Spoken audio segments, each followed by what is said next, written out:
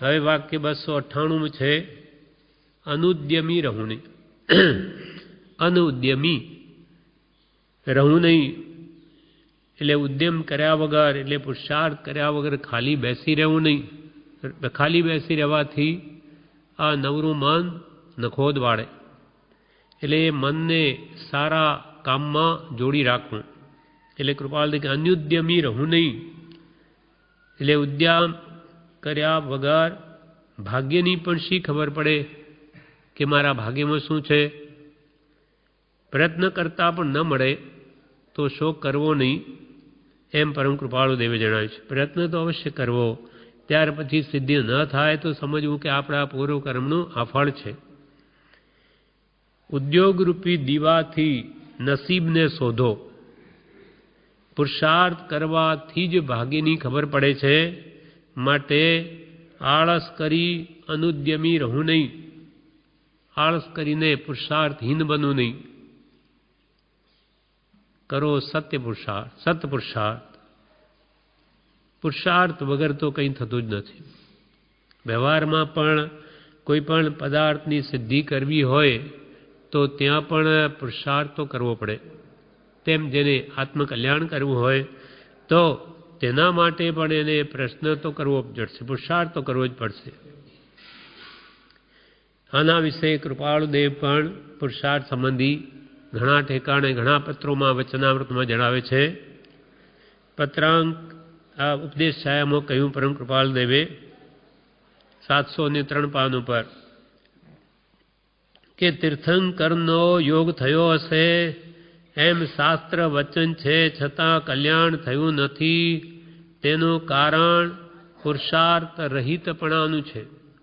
કૃપાલદેવ શું કહે કે આપણા અનંતકાળના પરિભ્રમણમાં તીર્થંકર ભગવાનનો પણ યોગ થયો હશે એમ શાસ્ત્ર વચન છે, છતાં કલ્યાણ કેમ થયું નહીં? તો કે છે તેનું પણ કારણ પુરુષાર્થ રહિતપણાનું છે. ભગવાને કહ્યું તેમ નહીં કર્યું, તેમ પુરુષાર્થ કર્યો નહીં તો એ યોગ પણ નિષ્ફળ ગયો. ભગવાન સાક્ષાત ભલે મળ્યા હોય તો પણ એ યોગ નિષ્ફળ ગયો. પૂર્વે જ્ઞાની કૃપાલદે કહે પૂર્વે જ્ઞાની મળ્યા હતા છતાં પુરુષાર્થ વિના જેમ તે યોગ નિષ્ફળ ગયા તેમ આ વખતે જ્ઞાનીનો યોગ મળ્યો છે ને પુરુષાર્થ નહીં કરો તો આ યોગ પણ નિષ્ફળ જશે. કૃપાલદેવ ચોખ્ખું કહે પૂર્વે તમને જ્ઞાની પુરુષ મળ્યા હતા છતાં તમે પુરુષાર્થ નહીં કર્યો તો એ યોગ નિષ્ફળ ગયો, અને હવે આ વખતે પણ જ્ઞાનીનો યોગ મળ્યો છે.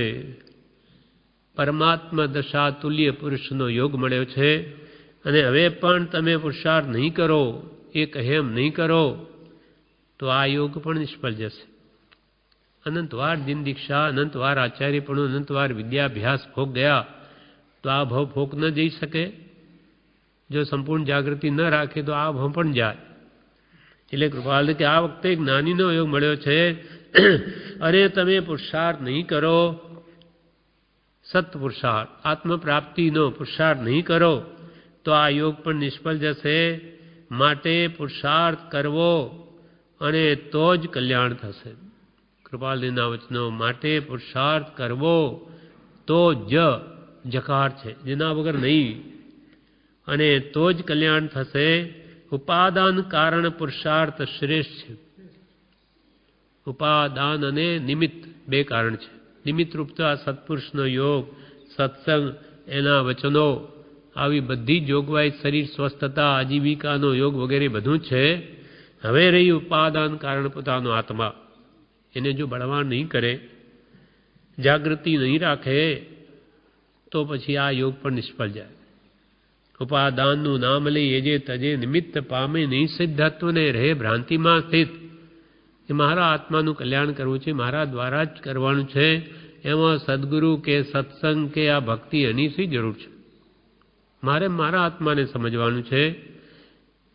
આમ કરીને જો નિમિત્ત કારણને મૂકી દે તો પામે નહીં સિદ્ધત્વને. એ પોતે ભલે સિદ્ધ જેવો છે અનંતકાળથી, છતાંય સિદ્ધત્વને નહીં પામે, રહે ભ્રાંતિમાં સ્થિત. અનાદિકાલથી આત્મભ્રાંતિમાં જ છે અને તેમ જ રહેશે. ઉપાદાન એટલે પોતાનો આત્મા. ઉપાદાનનું નામ લઈએ જે તજે નિમિત્ત તો પામે નહીં સિદ્ધત્વને રહે ભ્રાંતિમાં સ્થિત. માટે કૃપાલદેવ કહે આ વખતે જ્ઞાનીનો યોગ મળ્યો છે અને પુરુષાર્થ નહીં કરો તો આ યોગ પણ નિષ્ફળ જશે. માટે પુરુષાર્થ કરવો અને તો જ કલ્યાણ થશે. ઉપાદાન કારણ પુરુષાર્થ શ્રેષ્ઠ છે. વળી ઉપદેશ છાયામાં કૃપાલદેવ લખે નાની પુરુષોએ લૌકિક ભાવ મૂકી દઈ જે વિચારથી પોતાના દોષો ઘટાડેલા નાશ કરેલા તે વિચારો અને તે ઉપાયો જ્ઞાનીઓ ઉપકાર અર્થે કહે છે તે શ્રવણ કરી આત્મામાં પરિણામ પામે તેમ પુરુષાર્થ કરવો. નાની પુરુષોએ લોકને રૂઢ દેખાડવા અનંતવાર પ્રયત્ન કર્યું. આવો લૌકિક ભાવ મૂકી દઈ નાની પુરુષોએ લૌકિક ભાવ મૂકી દઈ જે વિચારથી જે આત્મવિચારથી પોતાના દોષો ઘટાડેલા નાશ કરેલા તે વિચારો તેવા વિચારો જે જ્ઞાની પુરુષે કયા પ્રકારે પોતાના દોષો ઘટાડ્યા તે વિચાર કરીને અને તે ઉપાયો જ્ઞાનીઓ ઉપકાર અર્થે કહે છે જે વડે અમને આત્માની સિદ્ધિ થઈ તે ઉપાયો જ્ઞાનીઓ આપણા આત્માના કલ્યાણ અર્થે ઉપકાર અર્થે તે બધી વાત આપણને જણાવે છે. પણ તે શ્રવણ કરી નાની પુરુષનું શું કહેવું છે આત્મકલ્યાણ માટે તે શ્રવણ કરી સાંભળીને આત્મામાં પરિણામ પામે તેમ પુરુષાર્થ કરવો. હવે વાત નાનીનું કહેલું આપણા જીવનમાં કેમ ઉતરે તેવો પ્રયત્ન કરવો. શું પુરુષાર્થ કરવો છે તો કે રાગ દ્વેષ ઘટાડવા છે. કશાયો મંદ કરવા છે પછી નાશ કરવા છે. 5 ઇન્દ્રિય વિષયોની આસક્તિને તોડવી છે. આ બધું સદવિચારથી થાય. કર વિચાર તો પામ ઔષધ વિચાર ધ્યાન. દેહથી ભિન્ન આત્મા છે. દેહ તે પોતાનું સ્વરૂપ નથી અને દેહ પોતાનો નહીં એટલે દેહના સંબંધીઓ પણ પોતાના નહીં. એ ભાવો વિચારે કરીને દ્રઢ કરવા છે અને પછી એ પ્રમાણે મનમાંથી બધું કાઢી નાખવાનું છે. એ વિચાર કરીને હમણાં કરી લે તો થાય પછી કંઈ નહીં થાય. એટલે કૃપાલ જ્ઞાની પુરુષોએ લૌકિક ભાવ મૂકી દઈ જે વિચારથી પોતાના દોષો ઘટાડેલા નાશ કરેલા તે વિચારો અને તે ઉપાયો જ્ઞાનીઓ ઉપકારને અર્થે કહે છે. આપણા ઉપકારને માટે જ્ઞાનીઓ બધું કહે છે. તે શ્રવણ કરી તે ઉપાયો તે વિચારો જે જ્ઞાનીઓ આપણને કહે તે શ્રવણ કરી તેને સાંભળીને આત્મામાં પરિણામ પામે તેમ પુરુષાર્થ કરો. આપણા આત્મામાં બી એ ભાવ કેમ ઉતરે આપણું જીવન પણ એવું નિર્મળ કેમ બને એવો કે તમે પણ પુરુષાર્થ કરવો. એટલે કૃપાલ કે અનુદ્યમી રહું નહીં. અને આપણને તો વિશેષ માનવ દેહ મળ્યો છે. બહુ પુણ્ય કેરા પુંજથી શુભ દેહ માનવ દેહ મળ્યો. શુભ કે જેનું ફળ આત્મજ્ઞાન આવી શકે આ ભાવમાં. મિથ્યા જવારૂપ મોક્ષ થઈ શકે. મિથ્યા જવારૂપ મોક્ષ એ બારણા મોક્ષના દ્વાર સુધી આવી પહોંચો ત્યાં સુધી તો જઈ શકાય છે. માટે કે તમે પુરુષાર્થ કરો. પુરુષાર્થ વગર ન થાય. જે માર્ગે જવું હોય તે માર્ગે પ્રયાણ કરવું પડે. મુંબઈ જવું હોય તો મુંબઈના તરફ ચાલવું પડે. કંઈ વાતો કરીએ બળા ન થાય પણ કે તો બધું પ્રભુ કરવું પડે. પગ માંડે તો જ જવાય.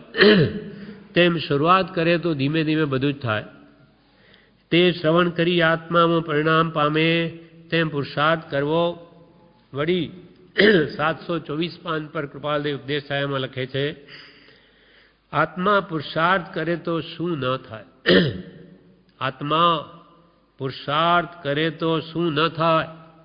મોટા મોટા પર્વતોના પર્વતો ભેદી નાખ્યા છે અને કેવા કેવા વિચારો કરી તેને રેલવેના કામમાં લીધા છે. પુના મુંબઈથી જતા વચમાં 27 જેવા પહાડો આવે તોડી નાખ્યા. કેવા વિચારો કરે અને એના અંદર ફોડીને માઇલોબંધ રસ્તા બનાવી દીધા. આટલું મોટું કાણું કે ભાઈ એ કેવી રીતે બને. પણ એ પણ કર્યા છે આ તો બહારનું કામ છે છતાં પરને આધીન છે છતાં કર્યું, જ્યારે આ તો સ્વ આધીન છે. પોતાના અંતર આત્માને સમજાવીને અંદરની વૃત્તિઓને ફેરવવી છે. આ કંઈ પરને આધીન નથી. એટલે વિચારે આનું મહાત્મ્ય સમજાય તો પેલા કરતો આ કામ ઘણું સરળ છે. પેલામાં તો હજારો માણસોના પાસે કામ લેવું પડે. અહીંયા કોની પર આધીનતા કરવી? પોતાને જ ભાવ સમજી પોતાને આત્માની મલિનતાઓ કાઢવાની છે, અને એમાં કોઈ બીજું આડું ના આવી શકે. જો પોતાને મુક્ત થવું હોય તો ભગવાન પણ એને રોકી ન શકે. છૂટવાના કામીને પરમાત્મા પણ બાંધી શકતા નથી, અને બંધાવાના કામીને પરમાત્મા પણ છોડી શકતા નથી. જીવ સ્વ આધીન છે, બધું આપણા આધીન છે. પોતે જ પોતાનો આ મિત્ર છે ને પોતે જ પોતાનો વેરી, પોતે જ પોતાને સ્વર્ગમાં લઈ જનાર, પોતે જ પોતાને નર્કમાં લઈ જનાર. હવે એના માટે જ્ઞાની પુરુષનો ઉપદેશ આપણને સત્ય માર્ગદર્શન આપે, એટલે આપણે કયા માર્ગે જવું છે આપણે વિચારવાનું છે. કેનાદિકાલથી પરિભ્રમણ થઈ રહ્યું તો આ જન્મમરણની નિવૃત્તિ કાં થતી નથી, અને શું કરવાથી થાય? આમાં અનંત અર્થ સમાયેલો છે કૃપાલે. આના માટે ઝૂર્યા વિના સતની પ્રાપ્તિ થવી દુર્લભ છે. આત્મા પુરુષાર્થ કરે તો શું ન થાય? મોટા મોટા પર્વતોના પર્વતો ભેદી નાખ્યા છે, અને કેવા કેવા વિચાર કરી તેને રેલવેના કામમાં લીધા છે. આ તો બહારના કામ છે છતાં જય કર્યો છે. આત્માને વિચારવો એ કંઈ બહારની વાત નથી. અજ્ઞાન છે તે મટે તો જ્ઞાન થાય. આ તો પોતાના આત્માના જ વિચાર કરવા છે, એ કંઈ બહારની કે પરને આધીન વાત નથી. આપણું અજ્ઞાન મટે તો જ્ઞાન પ્રગટે. અજ્ઞાન કેવી રીતે મટે? જ્ઞાની પુરુષના ઉપદેશથી મટે. અજ્ઞાન એટલે વિપરીત માન્યતા. સ્વરૂપનું અજ્ઞાન થવાથી, ભાન ન થવાથી અને દેહમાં આત્મબુદ્ધિ થવાથી એને બધું વિપરીત થઈ ગયું છે. દેહ તે જ હું, આ ઇન્દ્રિયો તે મારી, ઇન્દ્રિયો જે વિષયોને છે તે હું મેળવું, સંસારમાં સુખ છે, એમ બધું જ જે નથી પોતાનું એને પોતાનું માની બેઠો, અને પોતે પોતાને ભૂલી ગયો છે. પોતે કોણ છે એનું જ ભાન નથી. હું કોણ છું, ક્યાંથી થયો, શું સ્વરૂપ છે મારું, ખરું સ્વરૂપ શું? આ દેખાય છે તો તારું સ્વરૂપ નથી તો ખરું શું?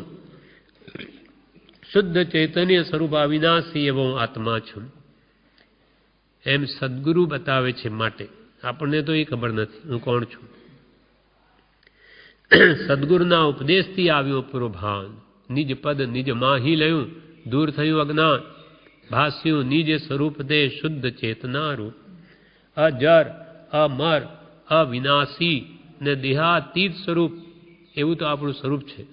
જેને કોઈ જરાવસ્થા, જેને કોઈ મૃત્યુ, અજર, અમર, અવિનાશી, ત્રણેય કાળમાં જેનો નાશ નથી, અને દેહાતીત સ્વરૂપ. આ દેહથી સાવ જુદું, નાળિયેરમાં ગોળો રહે તેમ આપણા આત્માનું સ્વરૂપ છે. આપણો આત્મા મળમૂત્રમય કે આ હાડકા ચામડામાં નથી બની ગયો, એના સ્વરૂપમાં જ છે. પણ મેલ જેમ કર્મ કાપડા ઉપર કેમ ચોંટે, તેમ આપણે રાગદ્વેષ આદિ ભાવો કરવાથી કાર્મણ વર્ગણાઓ આત્મા ઉપર આવીને ચોંટી ગઈ છે. એ પાછો એનો વિપરીત પુરુષાર્થ કરે તો બધું નીકળી જાય. સાબુ પાણીથી કેમ મેલ દૂર થાય, તેમ આત્મામાં રહેલો કર્મ મેલ પણ એ જ્ઞાન, દર્શન, ચારિત્ર, સમાધિ, વૈરાગ્ય, ભક્તિ આદિ સાધન પ્રત્યક્ષ છે. જે સાધનના બળે કર્મબંધ શિથિલ થાય છે, ઉપશમ પામે છે, ક્ષીણ થાય છે. માટે તે જ્ઞાન, દર્શન, સંયમ આદિ મોક્ષ પદના ઉપાય છે. આ મોક્ષના ઉપાય છે. મોક્ષ મેળવવો હોય, સર્વ દુઃખથી મુક્ત થવું હોય તો આ ઉપાય છે.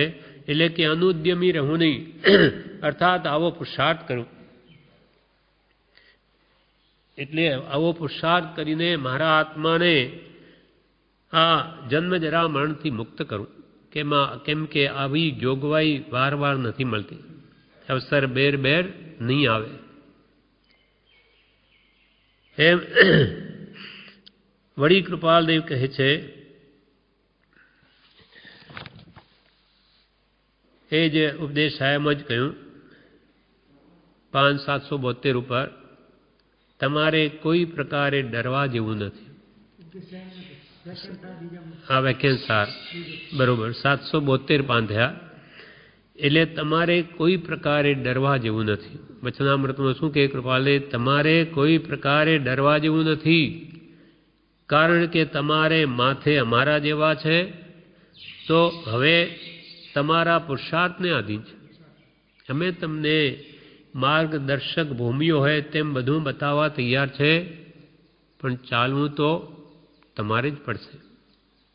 જેમ કે આપણે ગામ જવું હોય તો કોઈને રસ્તો માર્ગ પૂછીએ તો એ બતાવી દે, ભાઈ આ પ્રમાણે જજો, પણ કે તમે મને ઉપાડીને લઈ જાઓ ને, એ કંઈ બને નહીં.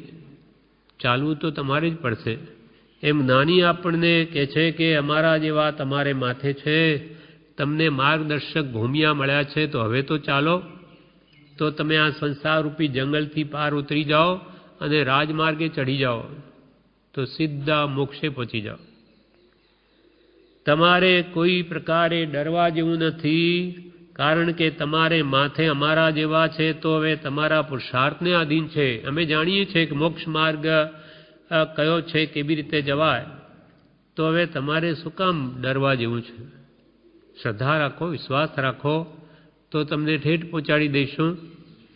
તમારે માથે અમારા જેવા છે, તો હવે તમારા પુરુષાર્થને આધીન છે. અમે કહીએ તેમ કર્યા કરો તો ઠેઠ પહોંચી જશો. જો તમે પુરુષાર્થ કરશો તો મોક્ષ થવો દૂર નથી.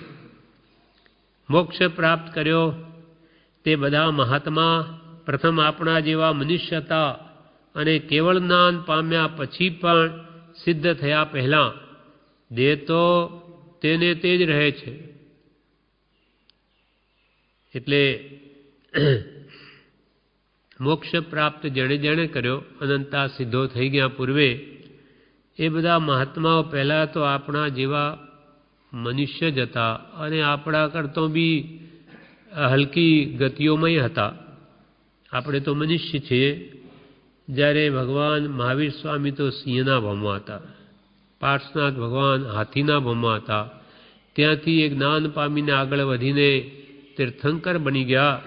તો તું તો મનુષ્ય છું, તું ધારે તો શું ન કરી શકે? ના સુલझे पशुपदेश सुन सुलझे क्यों न पुमान, ना हर से भय वीर जिन गज पारस भगवान. સુલझे એટલે સમજી ગયા, બુજી ગયા. સુલझे પશુ હાથી, આ પાર્શ્વનાથ કે મહાવીર સ્વામી સિંહના ભમમાંથી સુલझे પશુ ઉપદેશ સુન, નાની પુરુષનો ઉપદેશ સાંભળીને એ બુજી ગયા. તો સુલझे ક્યું ન પુમાન, પુમાન એટલે પુરુષ. તું તો પુરુષ થઈને કેમ ન બુঝે, કેમ ન સમજે? નાહર સે ભય વીર જીન ગજ પારસ ભગવાન. નાહર એટલે સિંહ, સિંહમાંથી વીર ભગવાન થઈ ગયા. નાહર સે ભય વીર જીન ગજ પારસ ભગવાન. તેમ તું પણ થઈ શકે, પુરુષાર્થ કરે તો. પુરુષાર્થ વગર કંઈ ન વળે. એટલે ભવસ્થિતિ આદિ નામ લે છેદો, નહીં આત્મા અર્પણ કરો સત્ય પુરુષાર્થ. જો ઈચ્છો પરમાર્થ તો. તમારે કોઈ પ્રકારે ડરવા જેવું નથી, કારણ કે તમારે માથે મારા જેવા છે, તો હવે તમારા પુરુષાર્થને આધીન છે. જો તમે પુરુષાર્થ કરશો તો મોક્ષ થવો દૂર નથી. મોક્ષ પ્રાપ્ત કર્યો તે બધા મહાત્મા પ્રથમ આપણા જેવા મનુષ્ય હતા, અને કેવળ જ્ઞાન પામ્યા પછી પણ દેહ તો તેનો તે જ રહે છે. જેમ કે કેવડી ભગવંતો સદેહ મુક્ત છે, તીર્થંકર ભગવંતો જીવન મુક્ત છે. એટલે એમને કેવળ જ્ઞાન પામ્યા પછી પણ દેહ તો એમનો એ જ રહે છે. તો પછી હવે તે દેહમાંથી તે મહાત્માઓએ શું કાઢી નાખ્યું? તે સમજીને કાઢી નાખવાનું કરવાનું છે. દેહ તો એનો હતો, તો એ ભગવાન તીર્થંકરોએ કે કેવડીઓ આ દેહમાંથી શું કાઢી નાખ્યું કે જેથી એ દેહમાં રહેતા છતાં પણ જીવન મુક્ત બની ગયા? તેમણે રાગ દ્વેષ અજ્ઞાન કાઢ્યો છે, કશાયો કાઢ્યા છે. એ તમે કાઢો તો કે તમે તમારું સ્વરૂપ બહાર આવે. તમે પણ સર્વજીવ છે, સિદ્ધ સમ. તમે કંઈ ભગવાનથી ઓછા નથી. તમારું મૂળ સ્વરૂપ તો સહજ આત્મ સ્વરૂપ જ છે, પરમ ગુરુ પંચ પરમેશ્વરી જેવું જ. તો પછી હવે તે દેહમાંથી તે મહાત્માએ શું કાઢી નાખ્યું તે સમજીને કાઢી નાખવાનું કરવાનું છે. કર્યા વગર નહીં થાય. જાણે કોઈ ઉપાય, કોઈ કામ કરવું હોય એનો ઉપાય બધો જાણી લીધો, પણ એના માટે બધી સાધન સામગ્રી મેળવે નહીં અને તે કાર્ય કરે નહીં તો કોઈ દિવસ કાર્ય સિદ્ધિ થાય નહીં. મોક્ષ પ્રાપ્ત કર્યો તે બધા મહાત્મા પ્રથમ આપણા જેવા જ હતા અને કેવળ જ્ઞાન પામ્યા પછી એટલે સિદ્ધ થયા પહેલાં દેહ તો તેનો તે જ રહે છે. તો પછી હવે તે દેહમાંથી તે મહાત્માએ શું કાઢી નાખ્યું તે સમજીને કાઢી નાખવાનું છે. તેમાં ડર શાનો, વાદ વિવાદ કે મતભેદ શાનો? ડર શાનો કે ભાઈ હું રાગદ્વેષ કાઢું તો મને કંઈ રોગ વધી જાય કે પછી હું મરી જાઉં, રાગદ્વેષ વગર કેમ જીવી શકું? તો ડર શાનો? અને એમાં વાદ વિવાદ શાનો કે મતભેદ શાનો? કયા મતભેદ? જે સત આસ્તિક ધર્મો છે એણે કોઈએ કહ્યું છે કે રાગદ્વેષ કાઢવાની? કોઈ સતધર્મ આસ્તિક ધર્મવાળા એમ ન કહે કે રાગદ્વેષને રાખવા. તો એમાં મતભેદ શાનો? એમાં કોઈ મતભેદ છે જ નહીં. સર્વસંમત વાત છે. માત્ર શાંતપણે તે જ ઉપાસવાયું છે. શાંતપણે એટલે વિચારી અને મારા દોષો કેવી રીતે ઘટે બસ તે જ પુરુષાર્થ કરવાનો છે. બીજું અહીંયા કોઈ ખાડા ખોદવાના નથી કે ભાઈ વજન ઉપાડવા નથી કે ભાઈ અમારી ઉંમર થઈ ગઈ અમારાથી કેમ થાય. કંઈ કરવાનું નથી. માત્ર સમજણ ફેરવવાની છે. મિથ્યા માન્યતાઓ ટાળવાની છે. વિપરીત બુદ્ધિ છોડી દઈ જેમ છે તેમ પદાર્થના સ્વરૂપને માન્ય કરવાનું છે. પછી કે વાત છે માન્યાની, આ વાત માન્યાની છે. અમે તો બધું કહીએ પણ તમે તે પ્રમાણે માનો નહીં તો એ શું કામ આવે? માન્યા પછી વર્તનમાં આવે. માનવું એટલે શ્રદ્ધા કરવી. પહેલાં એક શ્રદ્ધા થયા પછી જ આપણા વર્તનમાં આવે, એના પહેલાં ના આવે. વળી કૃપાલદેવ 697 પાન ઉપર કહે છે અનંતકાળના કર્મ અનંતકાળ ગાળીએ જાય નહીં પણ પુરુષાર્થથી જાય. અનંતકાળના આપણે કર્મો અને કેટલાય સાગરોપમ કોટાકોટીના બાંધેલા હોય. ક્ષેત્ર કોડાકોટી સાગરોપમ નહીં કર્મો જો હોય, ઉત્કૃષ્ટ સ્થિતિ જે કર્મોની છે મૌનીય કર્મની, દર્શન મૌનીની, તે પુરુષાર્થથી એને એ અનંતકાળના કે આટલા કોડાકોડી સાગરોપમના કર્મોને ગાળવા માટે કે અનંતકાળ ન જોઈએ પણ પુરુષાર્થથી જાય. કૃપાલથી અનંતકાળના કર્મ અનંતકાળ ગાળીએ જાય નહીં પણ પુરુષાર્થથી જાય. માટે કર્મમાં બળ નથી પણ પુરુષાર્થમાં બળ છે. માટે કર્મમાં બળ નથી, પુરુષાર્થમાં બળ છે. તેથી પુરુષાર્થ કરી આત્માને ઊંચો લાવવાનો લક્ષ્ય રાખો. પુરુષાર્થ કરીને મારો આત્મા આ દોષો, હું તો દોષ અનંતનું દોષો વિચારીને એ કાઢીએ તો આત્મા પવિત્ર બનતો જાય, નિર્મળ થતો જાય. મેલ જેમ જેમ કાઢીએ સફેદાઈ બહાર આવે તેમ આત્મા પવિત્ર થતો ઊંચો આવે અને સંપૂર્ણ કર્મથી રહેલો આત્મા ઊંચે ઉઠે, ઉર્ધગતિ પામે અને ઠેઠ મોક્ષે જતો રહે. આપણે મધ્ય લોકમાં છીએ હમણાં. 7 રજ્જુ પ્રમાણ ઉપર છે, 7 રજ્જુ પ્રમાણ નીચે છે, 14 રજ્જુ પ્રમાણ આખો લોકાકાશ છે. તો એમાં આપણે વચમાં છીએ. હવે જેમ જેમ પુણ્ય વધે તેમ તેમ આત્મા ઉપર જાય, જેમ જેમ પાપ વધે તેમ તેમ નીચે જાય. લગભગ પાપ પુણ્ય સમ થાય ત્યારે અહીંયા આવે છે. હવે પાપના પોટલા વધારવા છે કે પુણ્યના એ આપણે વિચારવાનું છે. નાનીઓ બધું સમજાવે અને એ બી હવે પુણ્યના બંધ કરીને દેવલોકમાં જવું નથી, ત્યાંથી પાછા રખડપટ્ટી જ છે. હવે તો મને ભગવંત મુક્ત કરો, જન્મ મરણથી મુક્તિ આપો. મારે પુણ્ય માટે દેવલોક આદિ ઇન્દ્રિય સુખો માટે નથી જોઈતું. પુણ્યાનુબંધી પુણ્ય કે જે મને આગળ સત્પુરુષનો યોગ કરાવે, આત્મા ભ્રાંતિ ટળાવે અને ત્યાગ વૈરાગ ઉપશમ ભક્તિ લાવીને મને મુક્તિ આપે, એના માટે આ પુણ્ય બંધ છે, બીજા માટે નહીં. એમ પ્રભુ કે આત્માર્થનું મેળવણ નાખજો. એટલે ફરી કૃપાલદેવ કહે છે, સંસારી કામમાં કર્મને સંભાળવા નહીં, પણ પુરુષાર્થને ઉપર લાવો. કર્મનો વિચાર કર્યા કરવાથી તે જવાના નથી, પણ હડસેલો મૂકીશ ત્યારે જશે, માટે પુરુષાર્થ કરવો. કૃપાલદેવ કહે, સંસારી કામ કરતા હોય ત્યારે કર્મને યાદ ન કરવા. કે શું કરીએ, અમારે તો કર્મ જ એવા છે, અમારે જુઓ ને કેટલી ઉપાધિ, અમારે તો કંઈ નીકળાય, અમારે તો ટાઈમ જ નથી મળતો. એમ કર્મને જ ગાગા કરીશું તો કોઈ કાળે સમય મળવાનો નથી. સંસારી કામમાં કર્મને સંભાળવા નહીં, પણ પુરુષાર્થને ઉપર લાવવો. કર્મનો વિચાર કર્યા કરવાથી તે જવાના નથી.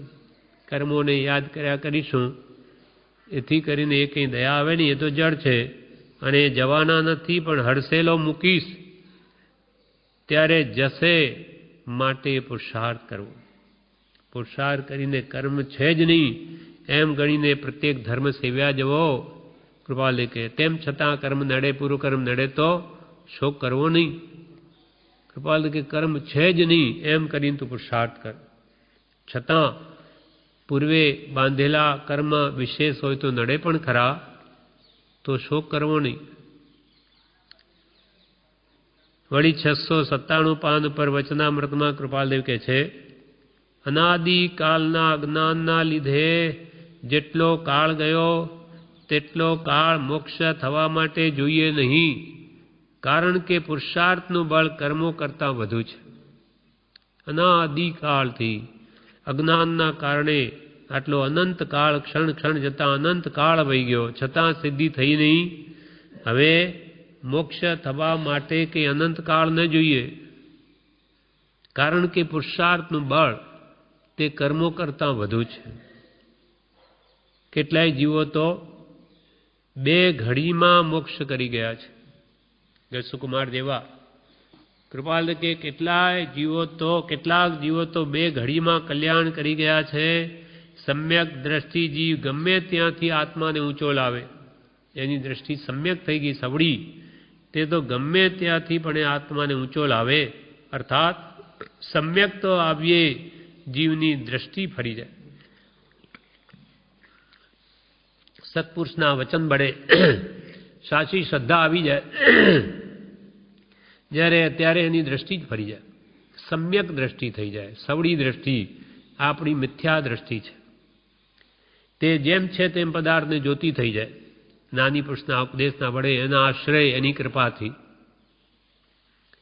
આ પ્રમાણે કૃપાલદેવ કહે છે કે અનુદ્યમી રહું નહીં, અનુદ્યમી રહું નહીં, પણ હંમેશા પુરુષાર્થશીલ રહું. પણ એવો પુરુષાર્થ કરું કે જે અનંતકાળમાં કર્યો નથી તે. હવે ઉપદેશામૃતમાં પ્રભુશ્રીજી આના વિશે જણાવે છે 557 ઉપર કે 4 પ્રકારના જે પુરુષાર્થ કહ્યા છે તેમાંથી ધર્મ અને મોક્ષને માટે કોઈક વિરલા જીવ જ પ્રયત્ન કરતા હશે. ધર્મ, અર્થ, કામ, મોક્ષ 4 પુરુષાર્થ કહ્યા, તે મોટે ભાગે જગતવાસીઓ બધા ધન અને કામ પુરુષાર્થમાં પડ્યા છે, પણ ધર્મ અને મોક્ષને માટે તો કોઈ વિરલા જીવો જ પ્રયત્ન કરતા હશે. એમ પ્રભુશ્રી કહે 4 પ્રકારના જે પુરુષાર્થ કહ્યા છે તેમાંથી ધર્મ અને મોક્ષને માટે કોઈક વિરલા જીવ જ પ્રયત્ન કરતા હશે. આત્માનું ખરું સુખ, વાસ્તવિક શાંતિ તો ધર્મ અને મોક્ષમાં રહી છે. આત્માનું ખરું સુખ, શાશ્વત સુખ, વાસ્તવિક સુખ, શાંતિ તે તો ધર્મ અને મોક્ષમાં રહે છે. વસ્તુનો સ્વભાવ પામી જાય, આત્મા પદાર્થ સ્વભાવમાં આવી જાય તો ત્યાં ખરું સુખ છે, શાશ્વત સુખ છે, અનંત સુખ છે. કે મોક્ષમાં રહી પોતાના શુદ્ધ સ્વભાવમાં આવેલો આત્મા ક્યાં જાય? મોક્ષમાં. માટે આપને ત્યાં સત્સંગનો જોગ ન હોય તો નિવૃત્તિકાળે સત્શાસ્ત્રનું વાંચન રાખશો. કે આપને ત્યાં સત્સંગનો જોગ ન હોય તો નિવૃત્તિ મેળવીને સત્શાસ્ત્રનું વાંચન રાખજો, તો તમારો આત્મપુરુષાર્થ વધશે. વળી પ્રભુશ્રી કહે આત્મા જોવાય સી રીતે? પૂર્વ કર્મ અને પુરુષાર્થથી. આત્મા જોવાય સી રીતે? પૂર્વ કર્મ અને પુરુષાર્થથી. પૂર્વ કર્મ છે તો આ મનુષ્ય ભાવ મળ્યો છે. સત્સંગ, સત્પુરુષનો જોગ, આ બધું મળ્યું છે. તેથી હવે લાગ આવ્યો છે. તૈયાર થઈ જાઓ, પુરુષાર્થ કરો. સત અને શીલ એ પુરુષાર્થ છે. પ્રભુશ્રીજી આ ઉપદેશામૃતમાં બધું જણાવે છે કે આત્મા કઈ રીતે જોવાય? તો તમારું પૂર્વનું કંઈક આરાધન જોઈએ. તો આવી બધી ઉપદેશામૃતમાં 5/364 ઉપર એમાં કહે છે પૂર્વક્રમને પુરુષાર્થથી આત્મા જોવાય. પૂર્વની કંઈ આરાધના હોય તો આવા બધા નિમિત્તો મળી આવે અને તમે પુરુષાર્થ કરો તો આત્મદર્શન થઈ શકે. અને પૂર્વકર્મ છે તો આ મનુષ્ય ભાવ આપણને મળ્યો. કોઈને કાગડા કૂતરાના જન્મ મળ્યા, કોઈ મનુષ્ય હોવા છતાં ઢેળ ભીલ ભંગીમાં જન્મ્યા, અને કોઈ વળી પુણ્ય યોગે શેઠ સાહુકાર કે મોટા ભલે કરોડપતિઓ થયા, પણ એ પુણ્યાનુબંધી પુણ્ય ન હોય તો કંઈ કામનું નથી. એકવાર હુકમીચંદ શેઠની બધી ત્યાં બોલાવેલા બ્રહ્મચારીજી ત્યાં ગયેલા. ત્યાં પછી બેઠા એમની પાસે ઇન્દોરમાં દિગંબર પંડિતો પણ બેઠેલા વાંચન કરતા હતા. એટલે બ્રહ્મચારીને એમણે પૂછ્યું કે મૂળ માર્ગ શું છે? તો કે મૂળ માર્ગ સાંભળો જીનનો રે. એમ કરીને આખું પદ ગાયું. પછી કે વિશેષ કંઈ કહો. કંઈ બોલ્યા નહીં. પછી ત્યાંથી ગયા પછી મનરભાઈ એમ કહ્યું કે હું સુરત જાઉં છું. ત્યારે બ્રહ્મચારીજી બોલ્યા કે શેઠની પુણ્યાઈ જોઈ? એટલે પંડિતો સ્વાધ્યાય કરે પણ શેઠની પુણ્યાઈ જોઈ? બધું છે પણ ધણી વગરના ઢોર સૂના. આ બધું સ્વચ્છંદે પોતાની મરજીમાં આવે તેમ જાણે શાસ્ત્રો વાંચીને આપણે મર્મ સમજી લઈએ પણ ન જણાય. ગુરુ વગર સ્વચ્છંદ છે. અને પછી બોલ્યા કે આપણે માથે કંઈ નહીં તો પરમ કૃપાળુ દેવ ધણી છે, એટલે કંઈ નહીં તો એને દેવગતિ તો છે જ. એટલે આપણે જ્ઞાની પુરુષના કયા પ્રમાણે કરીએ તો એનો જરૂર સદગતિ થાય, મોક્ષ થાય. પણ માત્ર શાસ્ત્ર અભ્યાસથી બધા પંડિતો વાંચે અને શેઠ સાંભળે તો એને સાચું ખોટું એ યથાર્થ માર્ગદર્શન કોણ આપે? એમ ખાલી પંડિતાઈથી થતું એ જતું નથી. સત્પુરુષનો યોગ જોઈએ, એનું માર્ગદર્શન જોઈએ, એની આજ્ઞા જોઈએ તો જ કાર્યસિદ્ધિ થાય છે. એટલે પ્રભુશ્રી કહે આત્મા જોવાય સી રીતે? પૂર્વ કર્મ અને પુરુષાર્થ. આ પૂર્વકર્મને લઈને આપણને પરમ કૃપાળદેવનો જોગ કે આવો સત્સંગની જોગવાઈ મળી છે. અને પુરુષાર્થથી હવે પુરુષાર્થ કરે તો કામ થઈ શકે. પૂર્વકર્મ છે તો આ મનુષ્ય મળ્યો છે. સત્સંગ, સત્પુરુષનો જોગ, આ બધું મળ્યું છે તો હવે લાગ આવ્યો છે. માટે તૈયાર થઈ જાઓ, પુરુષાર્થ કરો. સત અને શીલ એ પુરુષાર્થ છે. પુરુષ કે પુરુષાર્થ કરો. શું પુરુષાર્થ કરો? તો કે સત એટલે આત્મા. આત્માને ઓળખવાનો પુરુષાર્થ કરો અને તેના માટે શીલ પાળો. શીલ એટલે સદાચાર. તે મુખ્ય ધર્મનો પાયો છે. આચારો પ્રથમો ધર્મ. આચાર જો સારા નથી તો એ ધર્મ ન પામી શકે. સત અને શીલ એ આશ્રમનો પણ પાયો છે. યારે નારે શીલ એટલે બ્રહ્મચર્ય અવશ્ય પાળવું, અને સત એટલે આત્મા સંબંધી કે આત્માર્થે જ બધી વિચારણા કરવા માટે આ સ્થાન છે. એટલે કૃપા પુરુષી કે લૌકિક ભાવ દરવાજા બહાર મૂકીને આવવું, અહીંયા આવીને સંસારની વાતો ન કરવી, પ્રપંચ પરપંચાત ન કરવી, આ જગતની બધી વિકતાઓ છે તે અહીંયા ન કરવી. અહીંયા રહીએ ત્યાં સુધી જગતને ભૂલવાનો પ્રયત્ન કરવો તો આનો પણ સ્વાદ આવે, નહીં તો આ ફોગટ જાય બધું. હવે પ્રભુશ્રી કહે કૃપાળુ દેવની શક્તિ અનંતી હતી અને અમે એમને પકડી બેઠા હતા, પરંતુ તેમણે કહ્યું કે પોતે જ બળ કરવું પડશે, બીજાને આધારે કંઈ નહીં થાય. કૃપાળુદેવની શક્તિ અનંત હતી. પ્રભુશ્રી કહે અમે તો એમને પકડી બેઠા હતા, પરંતુ કૃપાળુદેવે એમ કહ્યું કે પોતે જ બળ કરવું પડશે, બીજાને આધારે કંઈ નહીં થાય.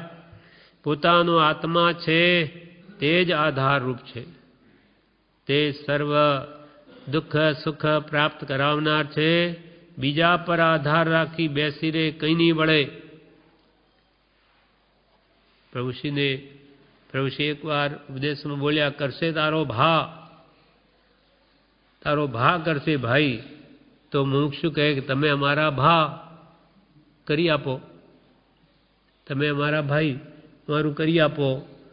ત્યારે પ્રભુશ્રી કહે કે પ્રભુ આમ વાતે વડા ના થાય, કરવું તમારે પડશે. ભા એટલે તારે પોતાને જ ભાર આપીને કહ્યું તારા વગર કોઈ નહીં કરી શકે, કર, બીજો કોણ કરશે.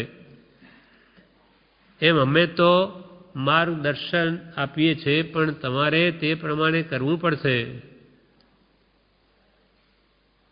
એટલે આ બીજા પર આધાર રાખી બેસી રહે કંઈ નહીં વળે. આપ સમાન બળ નહીં, મેઘ સમાન જળ નહીં. આપ સમાન બળ નહીં, જે મેઘ સમાન જળ નહીં. મેઘ હમણાં તૂટ્યા તો શું કરી નાખ્યું, તેના આગળ કોઈનું ન ચાલે. કેટલું બળ, રેલવેના કેટલા મજબૂત પાટા હોય એને પણ વાળી નાખે. એમ આપ સમાન બળ નહીં, જેમ મેઘ સમાન જળ નહીં, જળમાં જે બળ તેમ આપમાં પણ એટલું જ બળ છે. પોતે નિર્ણય કરે તો બધું જ થાય. જો ઈચ્છો પરમાર્થ તો કરો સત્ય પુરુષાર્થ. એમ કહ્યું છે તે બહુ સમજવાનું છે. પ્રભુશ્રી એ વાત બહુ સમજવાની છે.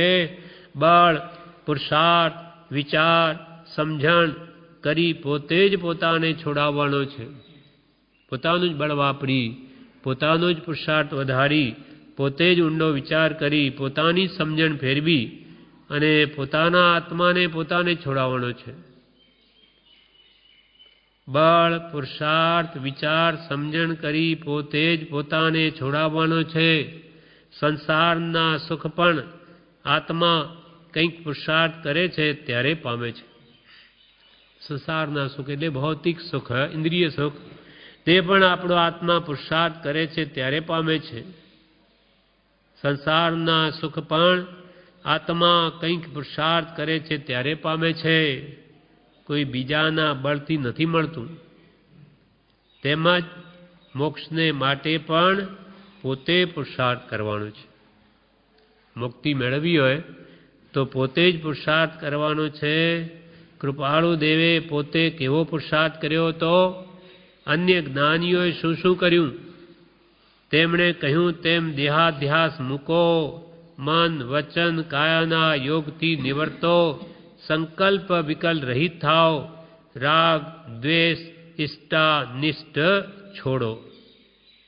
આ જ્ઞાનીઓએ આ કર્યું છે, તમે પણ આ કરો. કૃપાળુ દેવે પોતે કેવો પુરુષાર્થ કર્યો હતો. રાત દાડો આત્માને ભૂલતા નથી.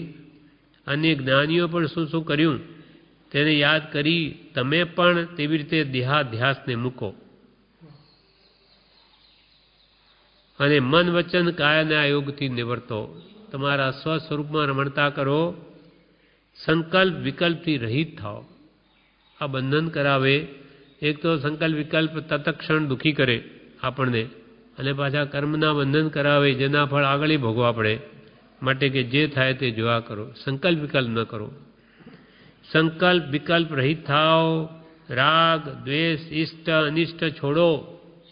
આ સારું છે, આ ખોટું છે, આ મને ગમે છે, આ મને નથી ગમતું. આ બધું રાગ દ્વેષ ઇષ્ટ અનિષ્ટ ભાવને છોડો અને સત્પુરુષાર્થ કરો. આ બધા ઇષ્ટ અનિષ્ટ ભાવને છોડવા કે રાગ દ્વેષને કાઢવા એ બહુ મોટો પુરુષાર્થ છે. એ અનંત કાળમાં કર્યો નથી. માટે આ કરો તો તમારો બેડો પાર થઈ જાય. આ પ્રમાણે કૃપાલ કહે ખોટો ઉદ્યમ કરુની પછી અનુદ્યમી રહુની. અનુદ્યમી એટલે ઉદ્યમ વગર ખાલી રહું નહીં, પુરુષાર્થ કરું, પણ કેવો પુરુષાર્થ? સત્પુરુષાર્થ.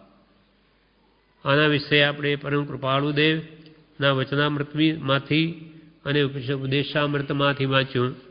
હવે બ્રહ્મચારીજીના બોધામૃત ભાગ 1, ભાગ 3, મોક્ષમાળા વિવેચન, સ્ત્રીનીતિ બોધક અને વિજયજી કૃત 24માં પણ આના વિશે આપણને સમજાવેલ છે, જે આપણે આવતીકાલે લઈશું. વચનામૃત ક્રમાંક 19, 700 મહાનીતિ, વાક્ય 298 વાક્ય. અનુદ્યમી રહું નહીં, નકામો વખત વિતાવું નહીં, પુરુષાર્થી રહું, પણ કેવો પુરુષાર્થ? સદઉદ્યમ કરું, આત્માને હિતરૂપ થાય એવો પુરુષાર્થ કરું. એના વિશે આપણે પહેલાં વાંચ્યું વચનામૃત અને ઉપદેશામૃતમાંથી. હવે બોધામૃત ભાગ 1માં જણાવે છે. કોઈએ પ્રશ્ન કર્યો, પૂર્વકર્મથી પણ પ્રમાદ તો આવે ને? પૂર્વકર્મથી પણ પ્રમાદ તો આવે ને? કોઈ કે આળસ નહીં કરવો, પુરુષાર્થ કરવો, પણ પૂર્વે એવું કર્મ બાંધ્યું હોય તો આળસ આવે કે નહીં, પ્રમાદ આવે કે નહીં? ત્યારે ઉત્તરમાં પૂજ્યશ્રીએ કહ્યું, આવે તો પૂર્વ કર્મથી, પણ પુરુષાર્થ કરે નહીં તો પ્રમાદ જાય નહીં. જે કંઈ પણ કર્મના ઉદય થાય છે તો પૂર્વે બાંધેલા છે એનાથી જ થાય, પણ પુરુષાર્થ કરીને એ કર્મોને હટાવે નહીં તો કંઈ આપોઆપ હટે નહીં. એટલે પ્રશ્ન છે, પૂર્વ કર્મથી પણ પ્રમાદ તો આવે ને? ઉત્તર, આવે તો પૂર્વ કર્મથી પણ પુરુષાર્થ કરે નહીં તો પ્રમાદ જાય નહીં. પુરુષાર્થ માત્ર દેહથી નહીં, પણ ભાવના ઊંચી રાખવી. અહીંયા ભાવનો પુરુષાર્થ છે. અહીંયા કંઈ દેહના પુરુષાર્થ નથી કે કંઈ શ્રમ કરવાનો નથી દેતી, પણ અંતરની ભાવના ઉપર ધ્યાન રાખવું છે. ભાવના ઊંચી રાખવી, કોઈને પણ દુઃખ ન થાય અને મારો આત્મા પણ કર્મોથી ન બંધાય, રાગ દ્વેષના ભાવોમાં ન જાય, કશાય વૃત્તિઓ તરફ ન તણાય, એ ધ્યાન રાખવાનું છે. એ પુરુષાર્થ કરવાનો છે. તે પુરુષાર્થ સત્સંગથી વિશેષ થાય છે. સત્સંગ તે સર્વથી બળવાન સાધન છે પુરુષાર્થ કરવા માટે. કેમ કે નિમિત્ત આધીન વૃત્તિ છે, નિમિત્ત એવા સારા હોય તો સહેજે સારા ભાવ થાય.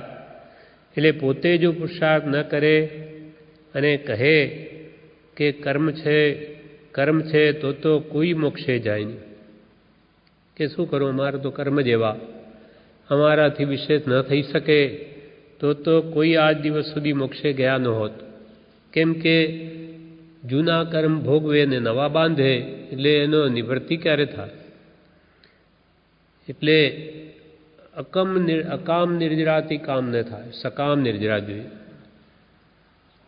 એટલે પોતે પુરુષાર્થ ન કરે અને એમ કહે કે કર્મ છે તો કોઈ કાળે કોઈ મોક્ષે ન જાય. કર્મ તો જળ વસ્તુ છે. કર્મને કોણે બોલાવ્યા? કર્મ આત્માએ બોલાવ્યા છે. અને જો આત્મા કહે કે મારે નથી જોઈતા તો કર્મ આવીને કંઈ વળગતા નથી. જેમ કે ભગવાન તીર્થંકરો કે કેવડીઓ એ પણ અહીંયા જ હોય, આ જગતમાં જ હોય. એમને પણ આપણી જેમ શરીર હોય, પણ એ કર્મ કરતા નથી તો કાર્મણ વર્ગણાઓ એમને કે આવીને ચોંટતી નથી. જે રાગદ્વેષ કશાય ભાવોને કરે એને જ કર્મ નડે. મહાવીર સ્વામીને 23 તીર્થંકર જેટલા કર્મ હતા. લગાડ 12.5 વર્ષ પુરુષાર્થ કરીને ઘનઘાતી કર્મોને ક્ષય કરી નાખ્યા. 23 ભગવાન જેટલા એકલા ભગવાન મહાવીરને કર્મ, અને સમય માત્ર કેટલો? 12.5 વર્ષમાં ખપાવી દીધા. ઉંમર જ 72 વર્ષની. પણ કેટલો પુરુષાર્થ આદર્યો હશે, ત્યારે એટલા બધા કર્મોને પણ એમને પુરુષાર્થ બળે ક્ષય કરી નાખ્યા. પણ કે મારે તો કર્મ ઘણા, એમ કરે તો કંઈ કર્મ આપોઆપ જાય નહીં. કર્મ એટલે કાર્ય. જે પૂર્વે આપણે અશુભ કર્મો કર્યા છે, કામો ખોટા, તેને પશ્ચાતાપ વડે કે જે ઉદયમાં આવી ગયો એને સમતા ભાવે ભોગવી લે તો બધા કર્મ ચાલ્યા જાય. જ્ઞાન ધ્યાનથી ખપાવી દે. જે જ્ઞાન ધ્યાન વડે ખપે નહીં તે ભોગવીને પણ ખપાવે, પણ સમતા ભાવે ભોગવીને. સમરસ ઘટાઘટીસી, સમતા રસના જાણે ઘૂંટડા લેતા હોય એમ જ્ઞાની પુરુષો સંભાવમાં રહીને બધા કર્મને ખપાવી દે છે. એટલે અહીંયા બોધામૃત ભાગ 1માં કહ્યું, મહાવીર સ્વામીને 23 તીર્થંકર જેટલા કર્મ હતા.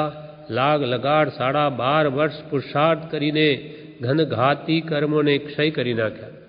માટે પુરુષાર્થની જરૂર છે. પૂર્વકર્મ નથી એમ ગણી પ્રત્યેક ધર્મ સેવ્યા જવો, તેમ છતાં પૂર્વકર્મ નડે તો શું કરવો નહીં? પૂર્વકર્મ છે જ નહીં, મને કર્મ શું કરી શકે? એમ પુરુષાર્થ આદરે કર્મની સામો જાય તે જ કર્મને કાપી શકે. પૂર્વકર્મ નથી એમ ગણી પ્રત્યેક ધર્મ સેવ્યા જશે. કૃપાલદેવે લખ્યું 84માં પત્રમાં, જ્યારથી સત્પુરુષની આજ્ઞા મળી ત્યારથી ચેતી લેવું. આપણને આજ્ઞા મળી છે, મુખ્ય આજ્ઞા સહજાત્મ સ્વરૂપની છે. એ સ્વરૂપ પોતાનું રૂપ છે, તે મય થવું છે. પણ તેના માટે આ સત્સંગ, ભક્તિ, સ્વાધ્યાય એવા પુણ્યાનુબંધી પુણ્યના કાર્યો છે. પણ શુદ્ધના લક્ષ્ય શુભમાં રહી અને જે કર્મોદયમાં આવે તેને સમતા ભાવે ભોગવી લેવા છે. આ બંધાય છે આપણને, પણ કેવા? પુણ્યાનુબંધી પુણ્ય. આગળ જતાં સત્પુરુષનો યોગ કરાવશે, વિશેષ પુરુષાર્થ જગાડશે અને આપણો નિવેડો આવી જશે. સર્વ કર્મને કાપવાની શક્તિ આવશે એનાથી.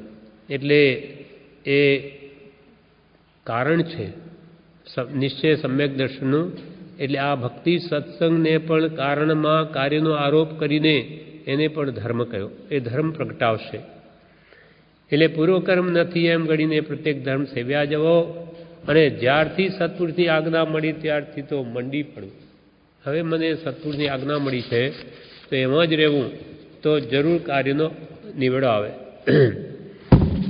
એટલે કૃપાદેવ કહે, અનુદ્યમી રહું નહીં, અર્થાત હંમેશા પુરુષાર્થી રહું. જો ઈચ્છો પરમાર્થો કરો સત્ય પુરુષાર્થ. સત્ય જેતાથી પ્રગટ થાય આત્મા એવો પુરુષાર્થ હવે આદરો.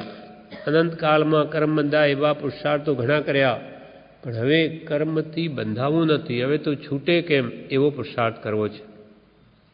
બોધામૃત ભાગ 3માં આવે કે છે, પ્રારબ્ધ આધીન દેહ છે, પુરુષાર્થ આધીન આત્મકલ્યાણ છે જી. આ દેહ તો પ્રારબ્ધને આધીન. શરીર સોંપ પ્રારબ્ધ કૂંજ્યું, લુહા કૂટે લુહાર. શરીર પ્રારબ્ધને સોંપી દો તો જે પૂર્વે આપણે કર્મ બાંધીને આવ્યા તે પ્રમાણે આપણને બધું શરીર સંબંધી અથવા જગત સંબંધી પદાર્થો તો મળવાના જ છે, કેમ કે પૂર્વે બાંધીને આવ્યા છે. પણ આ પરમાર્થ સંબંધીનું કાર્ય કર્યું નથી. એટલે આ સંબંધી જો હવે કંઈ પુરુષાર્થ નહીં કરીશું તો ખાલી હાથે જઈશું. એટલે અહીંયા એમ કહ્યું, પ્રારબ્ધ આધીન દેહ છે, પણ આત્મકલ્યાણ તો પુરુષાર્થને આધીન છે. દેહ તો મળ્યો આપણને, આ માનવ દેહ કેમ મળ્યો? ઢોર પશુનો નહીં મળીને. તેવું પ્રારબ્ધ એટલે પુણ્ય આપણે બાંધેલું તો આ મળ્યો. પણ આત્મકલ્યાણ કંઈ કરીને આવ્યા નથી. એટલે અહીંયા આત્મદર્શન થયા નહીં હજુ. કંઈ જન્મથી આત્મજ્ઞાન નથી આપણને, હજુ પણ થયું નથી. એટલે એ મેળવવા આવે કે તમે પ્રયત્ન કરો. અને એ પ્રારબ્ધ આધીન તો આ દેહ છે, પણ પુરુષાર્થને આધીન આત્મકલ્યાણ છે. આળસ અને પ્રમાદ જેવા કોઈ શત્રુ નથી. તેમને સોડમાં રાખી સૂવું ઘટતું નથી. દુશ્મન જાણી દૂર કરવા છે. જિંદગીના પાછલા ભાગમાં જેટલું બળ કરી કમાણી થાય તેટલી કરી લેવી ઘટે છે. હવે આપણી જિંદગીના પાછલા જ વર્ષો છે, 50 ઉપરના, પછી ઉતરતું સમજવું. હવે એમાં કે છે કે પ્રમાદને ને આળસને તો મહાભયંકર શત્રુ જાણવા. હવે આળસ કે પ્રમાદ કરવાનો સમય નથી, કેમ કે સમય બહુ ઓછો રહ્યો છે. એટલે એ પ્રમાદને ને આળસને કે છે એને સોડમાં રાખી શું યોગ્ય નથી. દુશ્મન જાણીને દૂર કરવા. પ્રમત્ત ભાવે આ જીવનું ભૂંડું કર્યામાં કાંઈ પણ મણા રાખી નથી. તથાપિ આ જીવને નિજ હિતનો ઉપયોગ નથી. એ જ અતિશય ખેદકારક છે. અનંતકાળથી આળસ પ્રમાદે કરીશું, શું ઉતાવળ છે, થશે. અનંતકાળ વહી ગયો છતાં પણ એને જીવને ભાન આવતું નથી. કેટલા દુઃખ ભોગવ્યા અને હવે પણ પ્રમાદ સેવશે તો આ પણ બાજી હાથમાંથી જશે. એટલે હવે જ્ઞાની પુરુષો કે એને દુશ્મન સમાન જાણો અને પુરુષાર્થને પર પ્રબળ મિત્ર માનો. એટલે જિંદગીના હવે પાછલા જેટલા વર્ષ રહ્યા હોય તે બળ કરી અને આત્મકલ્યાણ કરવા રૂપ કમાણી તે જ કરી લેવી ઘટે છે જી. હવે એ સંબંધી કોઈએ પ્રશ્ન પૂછ્યો, કેમ કે કૃપાલનો અહીંયા વાક્ય શું છે, અનઉદ્યમી રહું નહીં એટલે પુરુષાર્થી રહું. તો પ્રશ્ન એમ પૂછ્યો છે કે પ્રારબ્ધ અને પુરુષાર્થનો સંબંધ સવિસ્તર સમજાવશો જી. પ્રારબ્ધ અને પુરુષાર્થમાં શું અંતર, એ વાતને કે છે વિસ્તારથી સમજાવો. ઉત્તર, મનુષ્ય ભાવ મળ્યો છે તે પ્રારબ્ધ છે. પ્રારબ્ધ એટલે નસીબ.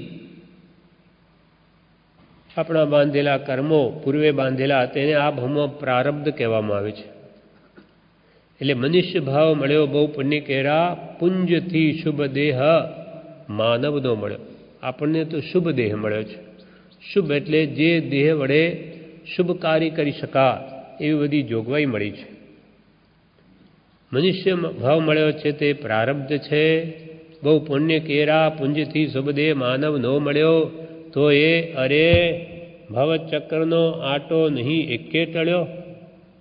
તો એ અરે આશ્ચર્ય વિરામ, અરે આટલી બધી જોગવાઈ મળી તો પણ તારે આ ભવચક્ર 84 લાખ જીવાયુની રૂપ ચક્રનો આંટો એક પણ નહીં ટળ્યો.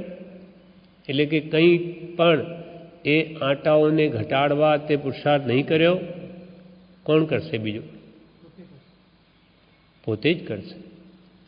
આ જીવ પર જીવોને બચાવવામાં દયા સમજે, પરદયા. પણ આપણી દયા કોણ ખાશે? સ્વદયા કોણ ખાશે? કૃપાલદેવે કેટલા પ્રકાર લખ્યા દયાના? 9. તો એમાં સ્વદયા પોતે જ પોતાની ખાશે કે મારું કલ્યાણ કોણ કરશે? એ જો હું નહીં કરું બીજો કોઈ કરી ના આપે. એટલે સ્વદયા તરફ લક્ષ જેનો જશે તો એમાં પરદયા તો સમાયેલી છે.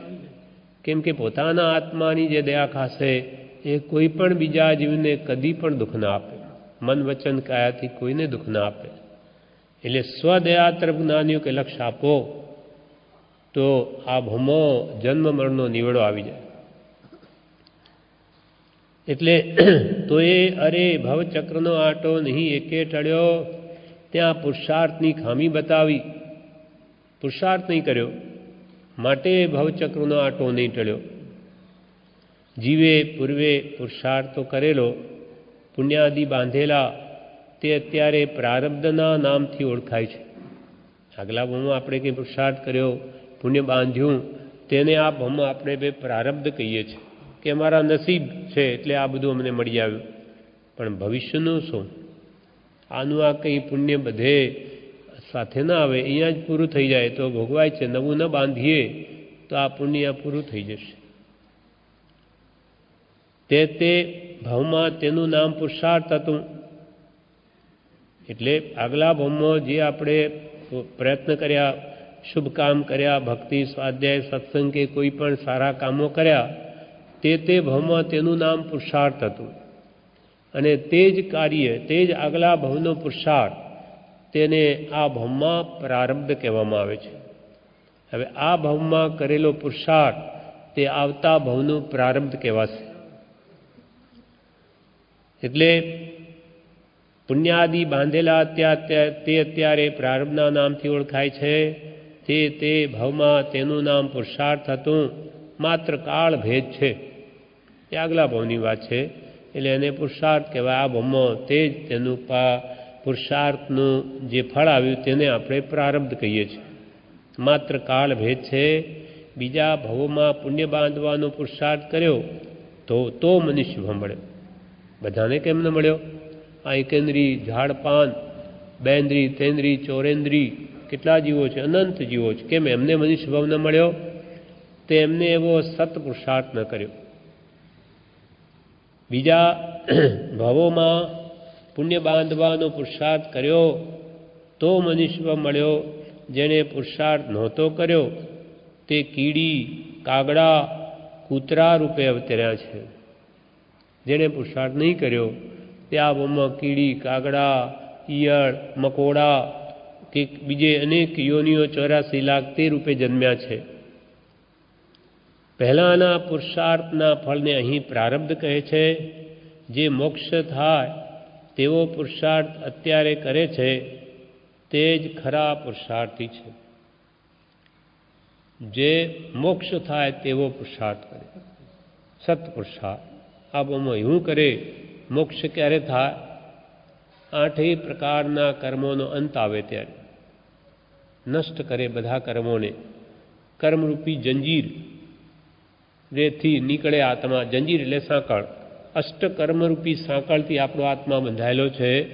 એ બધી જે તોડી નાખે તે જરૂર પોતાના સ્વરૂપને પામે, મુક્તિને પામે.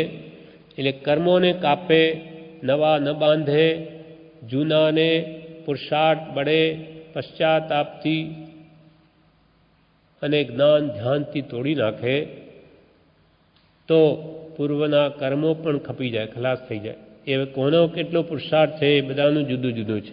એટલે આપણે બધાએ કે પુરુષાર્થ કરવાનો છે. અને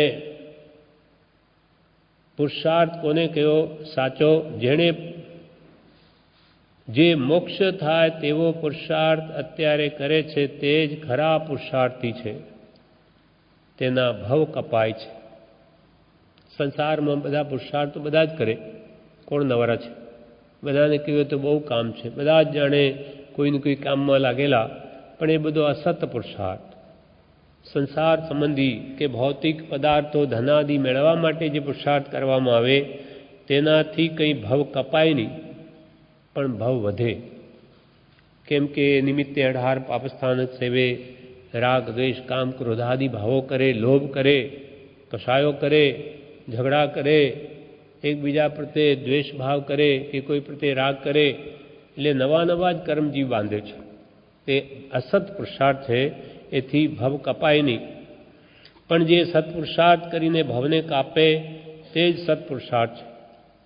જે પ્રમાદ સેવે, પાપ બાંધે તે અવળો પુરુષાર્થ કરી મનુષ્ય હારી બેસે છે અને 4 ગતિમાં ભટકે છે. જે સત્પુરુષાર્થ કરે નહીં અને આખો દાડો પાપના કાર્યો જ કર્યા કરે તે અસત પુરુષાર્થ કરી મનુષ્ય ભાવ હારી બેસે છે અને 4 ગતિમાં ભટકે. પછી ત્યાં તેને કાગડા કૂતરાના ભવરૂપે પ્રારબ્ધ ભોગવવું પડે છે. પ્રવેશિકામાં રાત્રિ ભોજન વિશેના પાઠમાં શિયાળનું દ્રષ્ટાંત છે. તેમાં રાત્રે પાણી નહીં પીવાનો એટલે પાપમાં નહીં પ્રવર્તતા વ્રત પાળવાનો પુરુષાર્થ તેણે કર્યો તો મનુષ્ય ભવ તે પામ્યું અને ત્યાં મોક્ષ પુરુષાર્થથી મુક્ત થયું. આવું પ્રારબ્ધ અને પુરુષાર્થનું સ્વરૂપ છે. મુમુક્ષુએ કહ્યું કે પ્રારબ્ધ અને પુરુષાર્થનું સવિસ્તર અંતર સમજાવો તો કે આગલા બોમમાં શિયાળ રાત્રે જે મહાત્મા ધ્યાનમાં ઊભા હતા તેમની આગળ એમને પૂજા માટે કોઈએ ફ્રૂટ લાવીને મૂક્યા, આવું બધી વસ્તુઓ મૂકી એટલે શિયાળે ખાવા આવ્યું ત્યાં. એટલે એક જ્ઞાની પુરુષ હતા કે આ ભવ્ય જીવ છે અને એનું કામ થાય એવું છે, એટલે એને ઉપદેશ આપ્યો કે હે જીવ, રાત્રે ખૂબ ખાધું, અનંત વાર ખાધું, રાત્રે ખાવાયું કે નથી.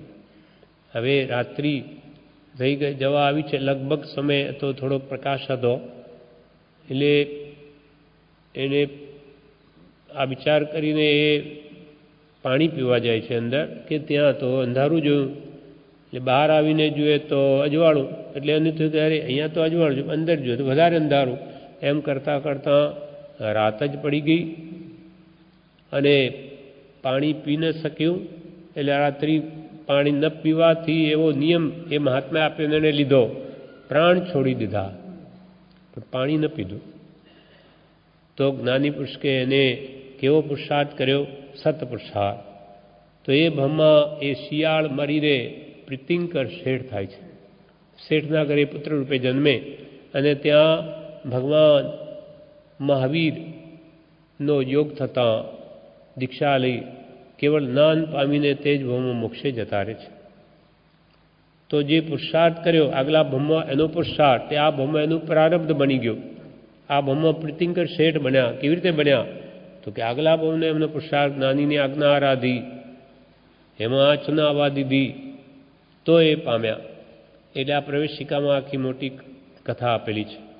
એટલે કહ્યું પ્રવેશિકામાં રાત્રિ ભોજન વિશેના પાઠમાં આ શિયાળનું દ્રષ્ટાંત છે. તેમાં રાત્રે પાણી એટલે ખાધું પણ પાણી પીવા માટે અંદર જાય છે. પાણી નહીં પીવાનો એટલે પાપમાં નહીં પ્રવર્તતા વ્રત પાળવાનો પુરુષાર્થ તેણે કર્યો તો મનુષ્ય ભાવ તે પામ્યો. આગલા ભાવને એનો આ પુરુષાર્થ તે પ્રારબ્ધ રૂપે આ મનુષ્ય ભાવ મળ્યો. આ ભાવમાં એ પ્રારબ્ધ બની ગયું અને ત્યાં મોક્ષ પુરુષાર્થથી પાછો આ ભાવમાં પ્રીતિકર શેઠ થયો. એટલે આ ભાવમાં મોક્ષનો ફરી પુરુષાર્થ કર્યો. એટલે એક જ ભાવમાં નિવડો લાવી દીધો. એમ જે પુરુષાર્થ કરે તે પામે. આવું પ્રારબ્ધ પુરુષાર્થનું સ્વરૂપ છે. જેણે પ્રારબ્ધ બાંધ્યું છે તેને તે ફેરવી શકે છે, નાશ કરી શકે છે. જે જીવે આપણે આપણું પ્રારબ્ધ આપણે બાંધ્યું, હવે એને વિશેષ પ્રારબ્ધ સત પ્રારબ્ધ હવે આપણને આવા જોગ મળ્યા. વિશેષ આવા ભાવો ભાવીને વિશેષ એ પ્રારબ્ધને ગાઢ કરી શકાય અને એને નહીં સેવીએ સત્સંગ ભક્તિ વગેરે સાધન તો એ તો પૂરું થઈ જાય. એટલે આગલા ભાવ પછી એ નાશ થઈ ગયો. પછી કંઈ ન મળે. બાપની કમાણી હોય, બેટો નવીન ન કમાવે તો એ થોડા વખતમાં બધું પૂરું થઈ જાય. પછી ભિખારી થઈ જાય, વૃદ્ધાવસ્થા આવે, દુઃખી થાય. એમ જેણે પ્રારબ્ધ બાંધ્યું છે તે તેને ફેરવી શકે છે, નાશ કરી શકે છે. નાશ ન થઈ શકે તો કોઈ મોક્ષે જાય જ નહીં. મોક્ષ તો ક્યારે થાય? પુણ્ય અને પાપ બંનેનો નાશ થાય ત્યારે. તે શુભાશુભ છેદતા ઉપજે મોક્ષ સ્વભાવ. આજે પુણ્યને આપણે છેદી નથી શકતા સંપૂર્ણ, કેમ કે હજુ તો પાપ જ નથી છોડતા. પાપ છૂટીને પહેલાં કે તું શુભમાં આવ. નાની પુરુષની ભક્તિ પ્રબળ કરીને અશુભ ભાવોને છોડ, અશુભમાંથી શુભમાં આવ. પછી શુભ ભાવ વડે મન શુદ્ધ કરો, પછી એ થશે એની શુદ્ધિ. પહેલાં તો અશુભમાંથી જ બહાર નથી નીકળતો. પ્રીતિ અનંતથી પર થકી જે તોડે તે જોડે. એ પ્રેમરૂપી મૂડી સંસારમાં વેરાયેલી છે. એ સત્પુરુષ પ્રત્યે જોડે તો અશુભમાંથી શુભમાં આવ્યો ગણાય અને પછી એ શુદ્ધ ભાવને મેળવવાની યોગ્યતા એમાં આવી. અશુભમાંથી સીધો શુદ્ધમાં નહીં જઈ શકે. એટલે પછી તે નાશ કરી શકે બધા કર્મોને અને મોક્ષ પામે છે. માટે જ્ઞાનીની આજ્ઞા આરાધવાથી મુક્તિ છે એમ દ્રઢ કરી આજ્ઞા આરાધનનો પુરુષાર્થ મન વચન કાયાના ત્રણેય યોગે કર્તવ્ય છે. મન વચન અને કાયાથી ત્રણેય યોગથી જ્ઞાની પુરુષે જે આપણને આજ્ઞા આપી તેનું આરાધન નિત્ય કર્તવ્ય છે. તો તેનું ફળ મુક્તિ આવે છે. કેમ કે જ્ઞાની પુરુષની આજ્ઞા તે ભવમાં જવાને આડા પ્રતિબંધ જેવી છે.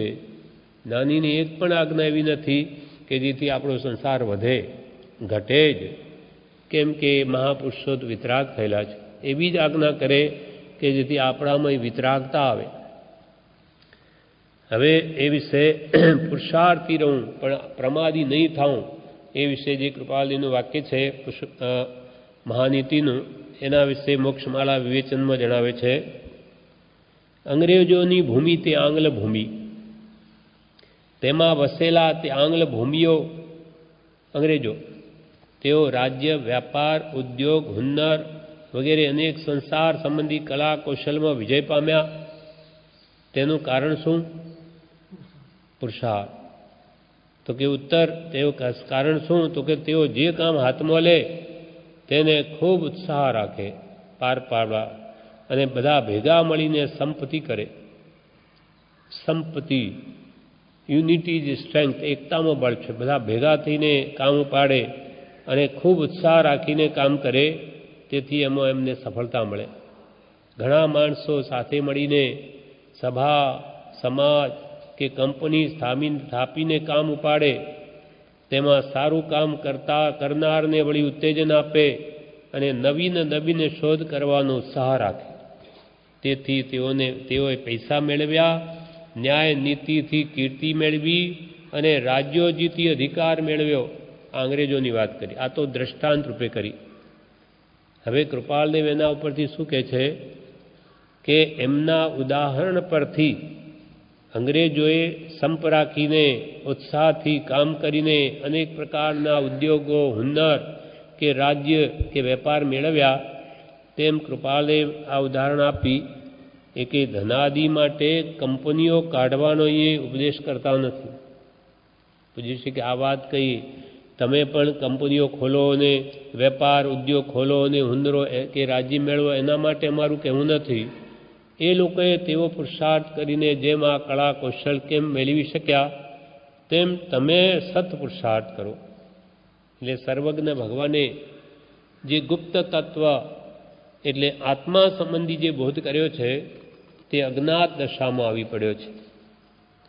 તે બોધ સર્વના જાણવામાં આવે તે સારું મહાન આચાર્યોના રચેલા શાસ્ત્રો જે ભંડારોમાં પડ્યા છે તે એકત્ર કરી છપાવી પ્રસિદ્ધ કરવા. તમારે કે શું કરવો પુરુષાર્થ? તો ભગવાન તીર્થંકરો કે પૂર્વે અનેક જ્ઞાની પુરુષો થઈ ગયા, એમના અનેક શાસ્ત્રો જે ભંડારોમાં પડ્યા છે તે કૃપાલ કે એને બહાર લાવી અને એના અજ્ઞાત દશા લોકો જાણતા જ નથી, તે બોધ સર્વના જાણવામાં આવે તે સારું મહાન આચાર્યોના રચેલા શાસ્ત્રો જે ભંડારોમાં પડ્યા છે તે એકત્ર કરી છપાવી પ્રસિદ્ધ કરવા, તેમજ ગચ્છ મતભેદ ટાળવા અને ધર્મ વિદ્યાને પ્રફુલ્લિત કરવા માટે સદાચાર સેવનારા શ્રીમંત એટલે ધનવાન અને ધીમંત એટલે બુદ્ધિમાનોએ મળી એક મહાન સમાજની સ્થાપના કરવી અને જૈન શાસનની ઉન્નતિ કરવા ભગવાને ઉપદેશેલો ધર્મ સ્યાદવાદ શૈલીથી પ્રસિદ્ધિમાં આણવો. એ શાસ્ત્રો કૃપાલદેવે આ વાત કરી મોક્ષમાળામાં, અને એના માટે જે કૃપાલદેવે પરમશ્રુત પ્રભાવક મંડળ સ્થાપ્યું. પરમશ્રુત ઉત્કૃષ્ટ જે ભાવ છે જેમાં આવ્યા શાસ્ત્રો તે પ્રકાશિત થાય એના માટે મંડળ સ્થાપ્યું. તેમાં ઘણા ગ્રંથો પૂર્વાચાર્યના પ્રકાશિત થયા અને આપણા માટે તો આ બધા શાસ્ત્રોના સારું વચનામૃત જ મળી ગયું. કૃપાળદેવ બધા શાસ્ત્રો એના અંદર તો રમતા હતા, એનો બધો સાર આપણને આપી દીધો. પણ વિશેષ સમય હોય તો આ શાસ્ત્રો વાંચવામાં આવે તો કૃપાળુદેવના વચનોને વિશેષ સમજી શકાય એનો ભાવ. પણ સમય ન હોય તો આ કૃપાળદેવનું વચનામૃત સમજવા પ્રયત્ન કરવો અને એના માટે પ્રભુશ્રીજી અને બ્રહ્મચારીજીના વચનો ખૂબ વાંચવા, તો પછી આપણને કૃપાળદેવના હૃદયમાં શું છે એ ભાવ સમજાય, એમનું કહેવું શું છે. ટૂંકો સમય હોય તો આ ત્રણ મહાપુરુષોના વચનો વારંવાર વાંચ્યા કરો. એમાં બધા જ શાસ્ત્રોનો સાર છે. એટલે આવી રીતે પુરુષાર્થી કે થવું, પ્રમાદી ન થવું અને ગચ્છમત ભેદ ટાળવા. તપા ગચ્છ કે ખરતર ગચ્છ કે અમે તો દિગંબર કે અમે તો શ્વેતાંબર કે અમે તો સ્થાનકવાસી, અમે તો તેરાપંથી, એ બધા મત પંથ મૂકી દેવા. આત્માને કોઈ છાપ નથી કે ભાઈ અમે તો આ પંથના, બધા જ સરખા છે, આત્મા સિદ્ધ જેવા છે. એટલે સિદ્ધપણું કેમ પ્રગટે તેમ કરવું. બાકી ગચ્છમતની જે કલ્પના તે નહીં સદવ્યવહાર. કેમ કે ભાન નહીં, નિજ રૂપનો તે નિશ્ચય નહીં સાર. તજુ તને જે તારું તું કોણ છે એનું ભાન નથી અને આ મત પંથમાં કેમ પડ્યો? વાડામાં. કૃપાલ કે વાડામાં કલ્યાણ નથી. કલ્યાણ તો આત્મશુદ્ધિમાં છે. મોક્ષ કયો? નિજ શુદ્ધતા. વાડાથી કપટ રાગદ્વેષ જન્મે છે. એકબીજાને પ્રત્યે દ્વેષ ભાવ આવે કે ભાઈ આમાં એ તો દિગંબરવાળા એમ માને કે શ્વેતાંબર બધા ખોટા મિથ્યાત્વી, શ્વેતાંબરવાળા એમ માને કે દિગંબર બધા મિથ્યાત્વી. ભગવાન એના ઈચ્છે હવે પૂજામાં ફરક કે પહેરવેશમાં, એથી ક્યાં આત્માને આ બાદ આવી ગયો? તમારી શક્તિઓ તો નગ્ન થઈને આરાધના કરો, કોણ ના પાડે? અથવા બે કપડાં મૂર્છા રહિતપણે રાખીને આરાધના કરો, એ પણ બધું મૂકવા જેવું છે ભાવ રાખીને, તો કોણ ના પાડે? પણ એવા આગ્રહ થઈ જાય કે આ મોપત્તી મોઢે બાંધે, ઢૂંઢિયા એમ કે મોપત્તી બાંધીએ તો જ કલ્યાણ. અને દિગંબર કે નહીં, એક દોરો પણ જો શરીર ઉપર હોય તોય કલ્યાણ નહીં થાય. જ્યારે શ્વેતાંબર કહે છે કે ભરત ચક્રવર્તીને ઘરમાં કેવળ જ્ઞાન થયું છે. દેહથી ભિન્ન જે દેહાતીત દશા પામે, દેહ પ્રત્યેની મૂર્છા જેની ગઈ તેનું કામ થઈ ગયું. છૂટે દેહાધ્યાસ તો નહીં કરતા તું કર્મ, નહીં ભોગતા તું તેહનો, એ જ ધર્મનો માર્ગ. તો આ અંતરંગ શુદ્ધિનો માર્ગ છે. એટલે બાહ્ય આવા જે ભેદ છે ગચ્છમતના, એમાં ન પડતા અંતર આત્મશુદ્ધિમાં લાગી જવું. અને આપણા માટે તો કૃપાલે બધું કાઢી નાખ્યું. દિગંબર મંદિર પણ કર્યું, શ્વેતાંબરી કર્યું પ્રભુશ્રીજીએ, અને સ્થાનકવાસી માટે આ સ્થાનક આપણે બેઠા તે ગુરુ આગળ બેઠા, એટલે બધું જ છે.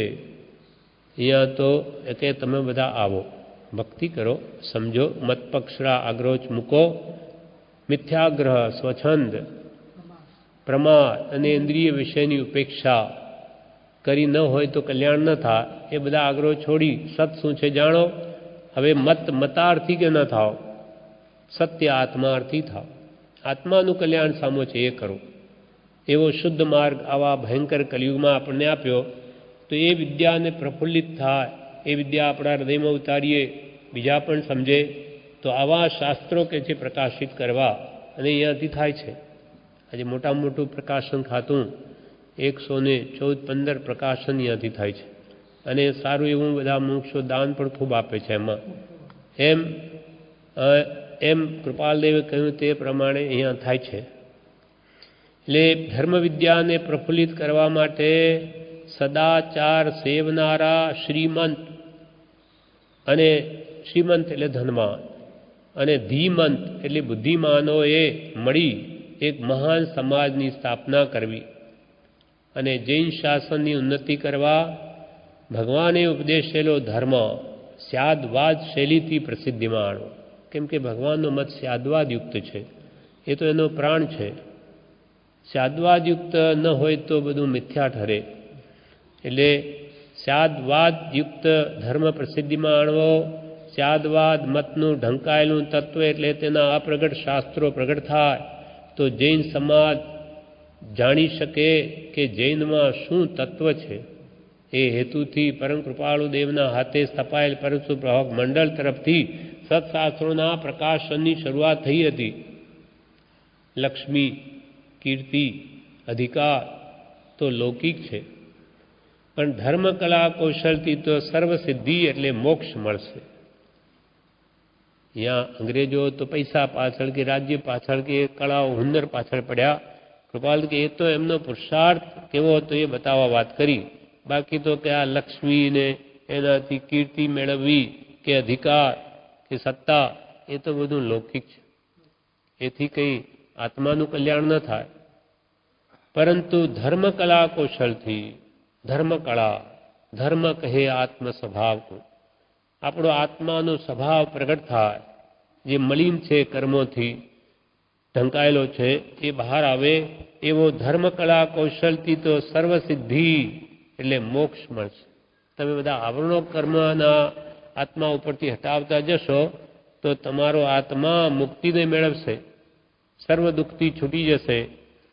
મુખ્ય સમાજની અંદર પાછા ઉપસમાજ સ્થાપવા, પ્રકાશન વગેરે કામો માટે સમિતિઓ સ્થાપે તે ઉપસમાજ, મતમતાંતર મતભેદની ખેંચાખેંચ તજી દેવી, મતમતાંતરની ખેંચાખેંચ તજી દેવી.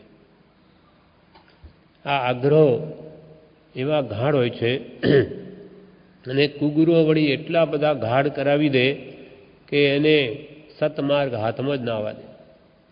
કૃપાલ કે કોઈ બીજે જતો હોય સતમાર્ગમાં તો એને પાછો એવો ભેરવી દે, ભ્રમાવી દે કે પાછો ત્યાં જાય જ નહીં. એમ મત મતાંતર કે મતભેદની ખેંચા ખેંચ તજી દેવી વાડામાં મતભેદ છે અને સમાજમાં એકતા છે, માટે સમાજમાં આવવું યોગ્ય છે. કૃપાલદેવ કહે છે, હું ઈચ્છું છું કે એમ થાય તો આખા મનુષ્ય મંડળનું લક્ષ્ય સત્ય પ્રત્યે દોરાય અને મમત્વ જાય. બધાનું જો ત્યાં સત્ય પ્રત્યે જો લક્ષ્ય થાય તો આવું ખોટું મમત્વ જાય. અર્થાત મારું તે સાચું એમ ન કરતા સાચું તે મારું એવી ભાવનાથી ઘણા જીવોનું કલ્યાણ થાય. આ જીવ જે મત પક્ષમાં હોય એ કુલ વગેરેના આગ્રહ એટલા બધા ગાઢ હોય કે મારું તે સાચું.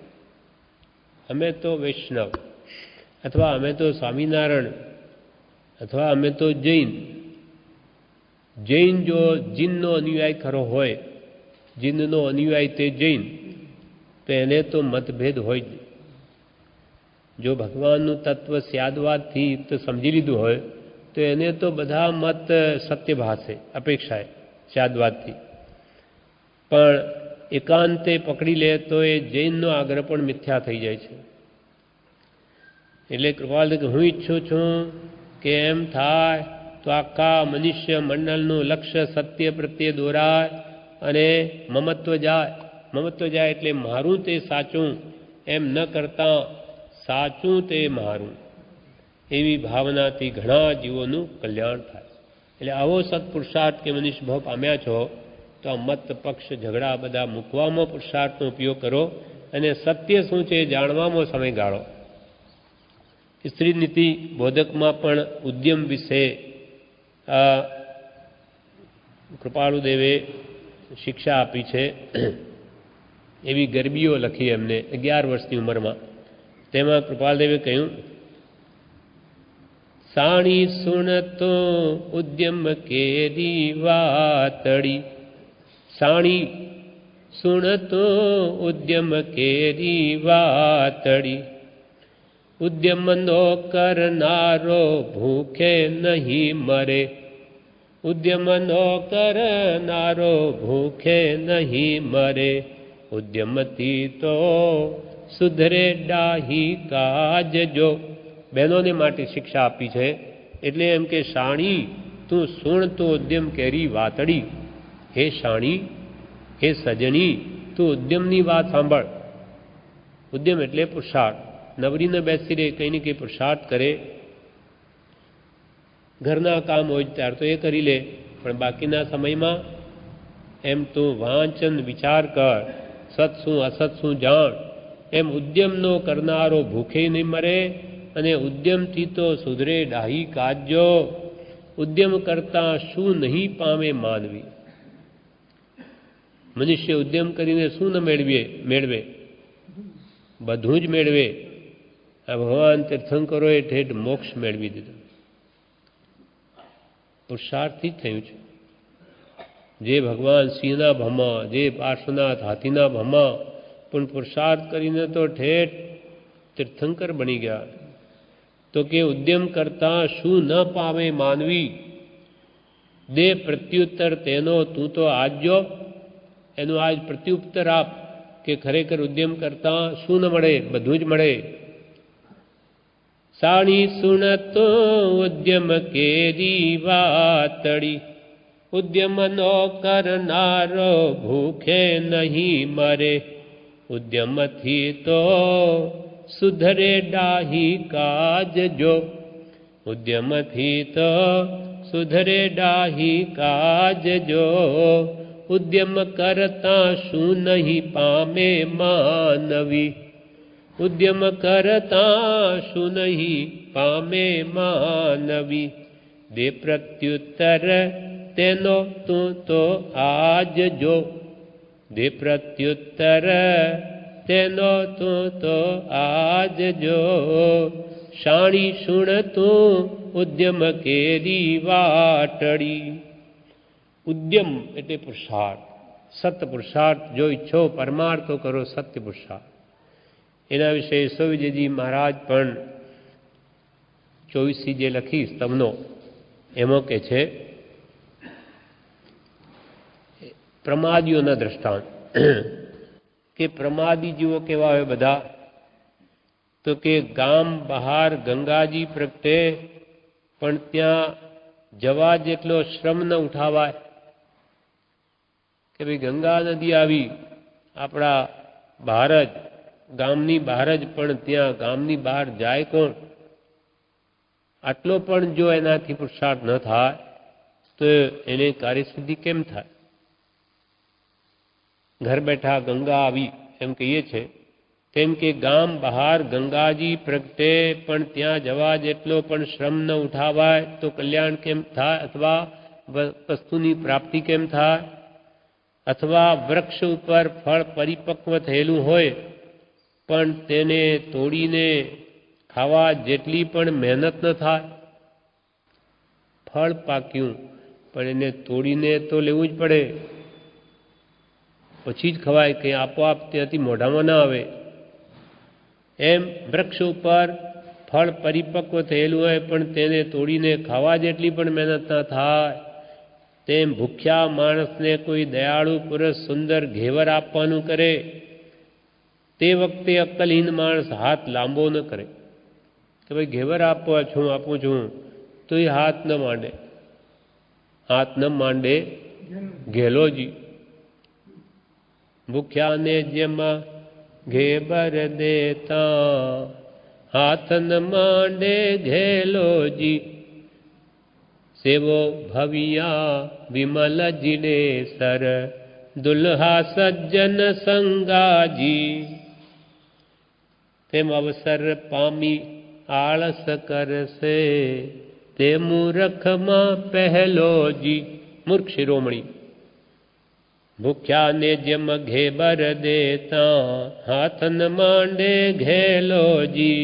તેમ ભૂખ્યા માણસને કોઈ દયાળુ પુરુષ દયા કરીને સુંદર એવું ઘેવર આપવાનું કરે તો પણ અક્કલહીન માણસ હાથ ન કરે, તો એના જેવી બીજી મોટી મૂર્ખતા કઈ હોઈ શકે? લોકો રોટલો પણ ના આપે કોઈ, તો એને ઘેવર આપે તોય ના પડે. તેમ સમ્યક દર્શન પ્રાપ્ત કરવાનો વખત પ્રાપ્ત થયા છતાં જીવ પ્રમાદ કરવા પડે, પ્રમાદ કર્યા કરે તો મળેલી તક પણ ચાલી જાય. હવે આવો સંકિત પ્રાપ્ત થઈ શકે. અનંત કાળમાં હજુ સુધી જે વસ્તુ મળી નથી તે મળી શકે એવી બધી યોગવાઈ આપણી છે, પણ હવે કે છે એને બીજા કાર્યમાં જ લાગી રહે તો આ અવસર જતો રહે. એટલે આવા અવસર બેર નહીં આવે. તેમ સમ્યક દર્શન પ્રાપ્ત કરવાનો વખત પ્રાપ્ત થયા છતાં પ્રમાદ કરવામાં આવે તો મળેલી તક પણ ચાલી જાય અને ફરી એવી તક મળવી દુર્લભ થાય અને છેવટે ઘણો પશ્ચાતાપ થાય. આવી રીતે પ્રમાદ કરનારને મૂર્ખ શિરોમણીનું ઉપનામ અપાય છે. કારણ કે ધાર્મિક કાર્યો કરવામાં આજ કરીશું, 5 દિવસ પછી કરીશું, વૃદ્ધાવસ્થામાં કરીશું, હાલ શી ઉતાવળ છે, એમ વાયદા કરી અમૂલ્ય સમય ગુમાવનાર પામર જીવો જ્યારે અચાનક કાળના હાથમાં સપડાઈ જાય છે ત્યારે તે વખતે તેઓને બહુ પશ્ચાતાપ થાય છે અને માઠી ગતિના ભાજન થવું પડે છે. આ જીવ આમ ઢકેલ્યા જ કરે, आज करे सो काल कर, काल करे सो परसों, इतनी जल्दी क्या पड़ी है, अभी जिएंगे बरसों. कि मरी जवाना છે કે માટીના થોડા છે કે કાચના ફૂટી જઈએ, આપણે કંઈ બાદ ના આવે. નખમાં રોગી નથી એટલે આપણે કંઈ 100 વર્ષ સુધી બાદ આવે એવું નથી. આમ જીવ માની લે. એક ભાઈ હતા આપણે અહીંયા, એ પણ એવું કહેતા, મારે કંઈ આજ ના આવે 100 વર્ષ સુધી, અને ફટાક દઈને દે છૂટી ગયો, ખબર જ ન પડી. એમ આપણે માનીએ પણ સ્વસ્થ નખમય રોગ ન હોય એ મરી જાય, અને લકવા થયેલો રીબાતો એને ખાટલામાં 10 વર્ષ નીકળી જાય. આ કોઈનું કંઈ નક્કી નથી. એટલે એક જ્ઞાની હતું કે માથે મરણ ભમી જ રહ્યું છે. જ્યોતિષ કહેતો વાત માને કે ભાઈ તારું આ વર્ષમાં અંતે મોત છે, હો ઘાત છે, તો એની વાત ઉતરી જાય. પણ નાનીઓ રોજ કહે છે કે તારે માથે કોપી રહ્યો કાળ અને લીધો કે લેશે એમ થઈ રહ્યો છે. પ્રભુ શ્રી તો એમ જ કહેવાનું, લીધો કે લેશે, પેલાને લીધો. જે પેલું બળે છે પણ બળતું બળતું તારા તરફ જ આવે છે, તને નહીં છોડે. રોજે કેટલા મરે? હજારો મરે રોજના. એક વારો એક દિવસ તારો આવવાનો, તો પણ આપણને બેસતું નથી. આપણને હજુ કંઈ બાદ નહીં, આપણે થોડી બીમારી છે કોઈ. એમ જીવ હંમેશા એમને એમ આશામાં જ રહે છે. અને અકસ્માત એકદમ આવીને પ્રાણ છૂટી જાય તો કેમ કેમ થયું? તો જ્ઞાની કહેતા જતા એમ જ થવાનું છે. એટલે આ જીવ, પ્રમાદી જીવ શું વિચારે કે ધાર્મિક કાર્યો કરવામાં તેમાં ઢીલ કર્યા કરે, આગળ આગળ ધકેલે. આજ કરીશું, કાલ કરીશું, વૃદ્ધાવસ્થામાં કરીશું, હાલસી ઉતાવળ છે એમ વાયદા કરીને અમૂલ્ય સમય ગુમાવનાર પામર જીવો જ્યારે અચાનક કાળના હાથમાં સપડાઈ જાય છે ત્યારે તે વખતે તેઓ બહુ પશ્ચાતાપ કરે છે અને માઠી ગતિના ભાજન થવું પડે છે. માટે આત્માર્થી જીવોએ પ્રમાદનો જેમ બને તેમ પરિહાર કરી સ્વહિત કરવામાં વિના વિલંબે ઉદ્યમબંધ થવું. આત્માર્થી જીવો, આત્માના અર્થી, મતાર્થી નહીં. આત્મકલ્યાણના ઈચ્છુક હોય તો હવે પ્રમાદને તજવી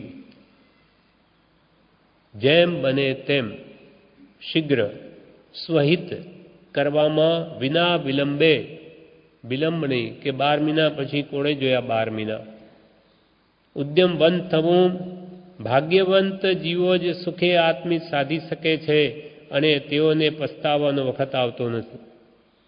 ભાગ્યશાળી પુરુષો જ આવો નિર્ણય કરે કે હું આ કાલની વાત પર વિશ્વાસ ન કરું, મારે તો આજે બધું તૈયાર જોઈએ, કે મરણ આવે તો મને ભય ન લાગે એવી બધી તૈયારી હોય. તો એવી તૈયારી ક્યારે થાય કે જ્યારે બધા કામ, ક્રોધ, માન, માયા, લોભાદી આ જે ભયંકર દુશ્મનો આપણે અંતરમાં છે, અનાદિથી પીડે, એ ભાવોને આપણે ઘટાડી દઈએ, મટાડી દઈએ તો નિશ્ચિંતા રહે. તો અકસ્માત મૃત્યુ આવે તો કોઈ ભય નહીં થાય. એટલે કૃપાલદેવે લખ્યું, એ આપણા માટે લખ્યું, જે કરી ગયા એ તો પામી જ ગયા છે. મારે કામ, ક્રોધ, લોભ, મોહ પીસી ડારે, ઇન્દ્રિયું કતલ કરી કિયો રજપૂતો હે, મારી આશા તૃષ્ણા પુની સાપીની પાપીની દો, વેરી સબ મારી કે નિશ્ચિંત હોઈ સૂતો હે. આ બધા આપણા શત્રુઓ છે, વેરીઓ. એને મારી શત્રુ હોય નહીં તો એને ભય શું? નિશ્ચિંત થઈને સૂઈ શકે. તેમ તમારા અંતરમાં રહેલા આ બધા વિકારી ભાવો જે અનંતકાળથી નવા નવા જન્મવર્ણ ઊભા કરે, એને જ્ઞાની પુરુષના ઉપદેશ મળે, એને એ ભાવોને કાઢી નાખો તો પછી કે તમારે કોઈ બાદ નથી. પછી મૃત્યુ आज ही आ जावे अथवा कोई कैसा ही भय या लालच देने आवे तो भी न्याय मार्ग से मेरा कभी न पद डिगने पावे. पर આ બધો વારંવાર વિચારીને ભાવ દ્રઢ થયે જ આવી ભાવના ટકે છે.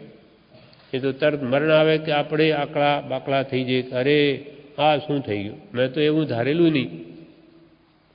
જ્યારે મહાપુરુષો કે રોજ ને રોજ મરણને સંભાળવું, તો ક્યાંય આપણી આસક્તિ નહીં થાય કે આપણે તો જવાનું છે, આપણે થોડે કાયમ અહીંયા બેસી શું કરવું છે મમતા કરીને. એટલા માટે કે જો તું વૃદ્ધ હોય તો મોત ભણી દ્રષ્ટિ કરી આજના દિવસમાં પ્રવેશ કરજે. કે હવે આપણી ઉંમર થઈ ગઈ, ક્યારે કહેવાય નહીં, ત્યારે પાન ખરી જશે. એટલે હંમેશા રોજે કે મોત ભણી દ્રષ્ટિ કરી અને આજના દિવસમાં પ્રવેશ કરજે કે આજે તો જીવવાનું રહ્યું તો આજનો દિવસ સફળ કરી લો, કાલની વાત કાલે. આજનો લાવો લીજીએ રે કાલ કોણે દીઠી છે. આ પ્રમાણે આ વાક્ય પૂરું થયું. એટલે કૃપાલદેવે કહ્યું, ખોટો ઉદ્યમ કરું નહીં. જે ઉદ્યમ એટલે પુરુષાર્થ વડે આત્મા મલિન થાય, નવીન કર્મ બંધા, એવા કોઈ કાર્ય કરું નહીં, પણ એવા કાર્ય કરું કે જેથી પૂર્વે બાંધેલા કર્મો પણ નષ્ટ થાય અને નવીન બંધ થાય નહીં તો એ મોક્ષનો ભાજન થાય છે. આ પ્રમાણે આ વાક્ય 297 તો અનુદ્યમી રહું નહીં, એટલે હંમેશા પુરુષાર્થી રહો, સત્પુરુષાર્થ કર્યા જ કરો. વિશેષ આગળનું વાક્ય છે જે આપણે આવતીકાલે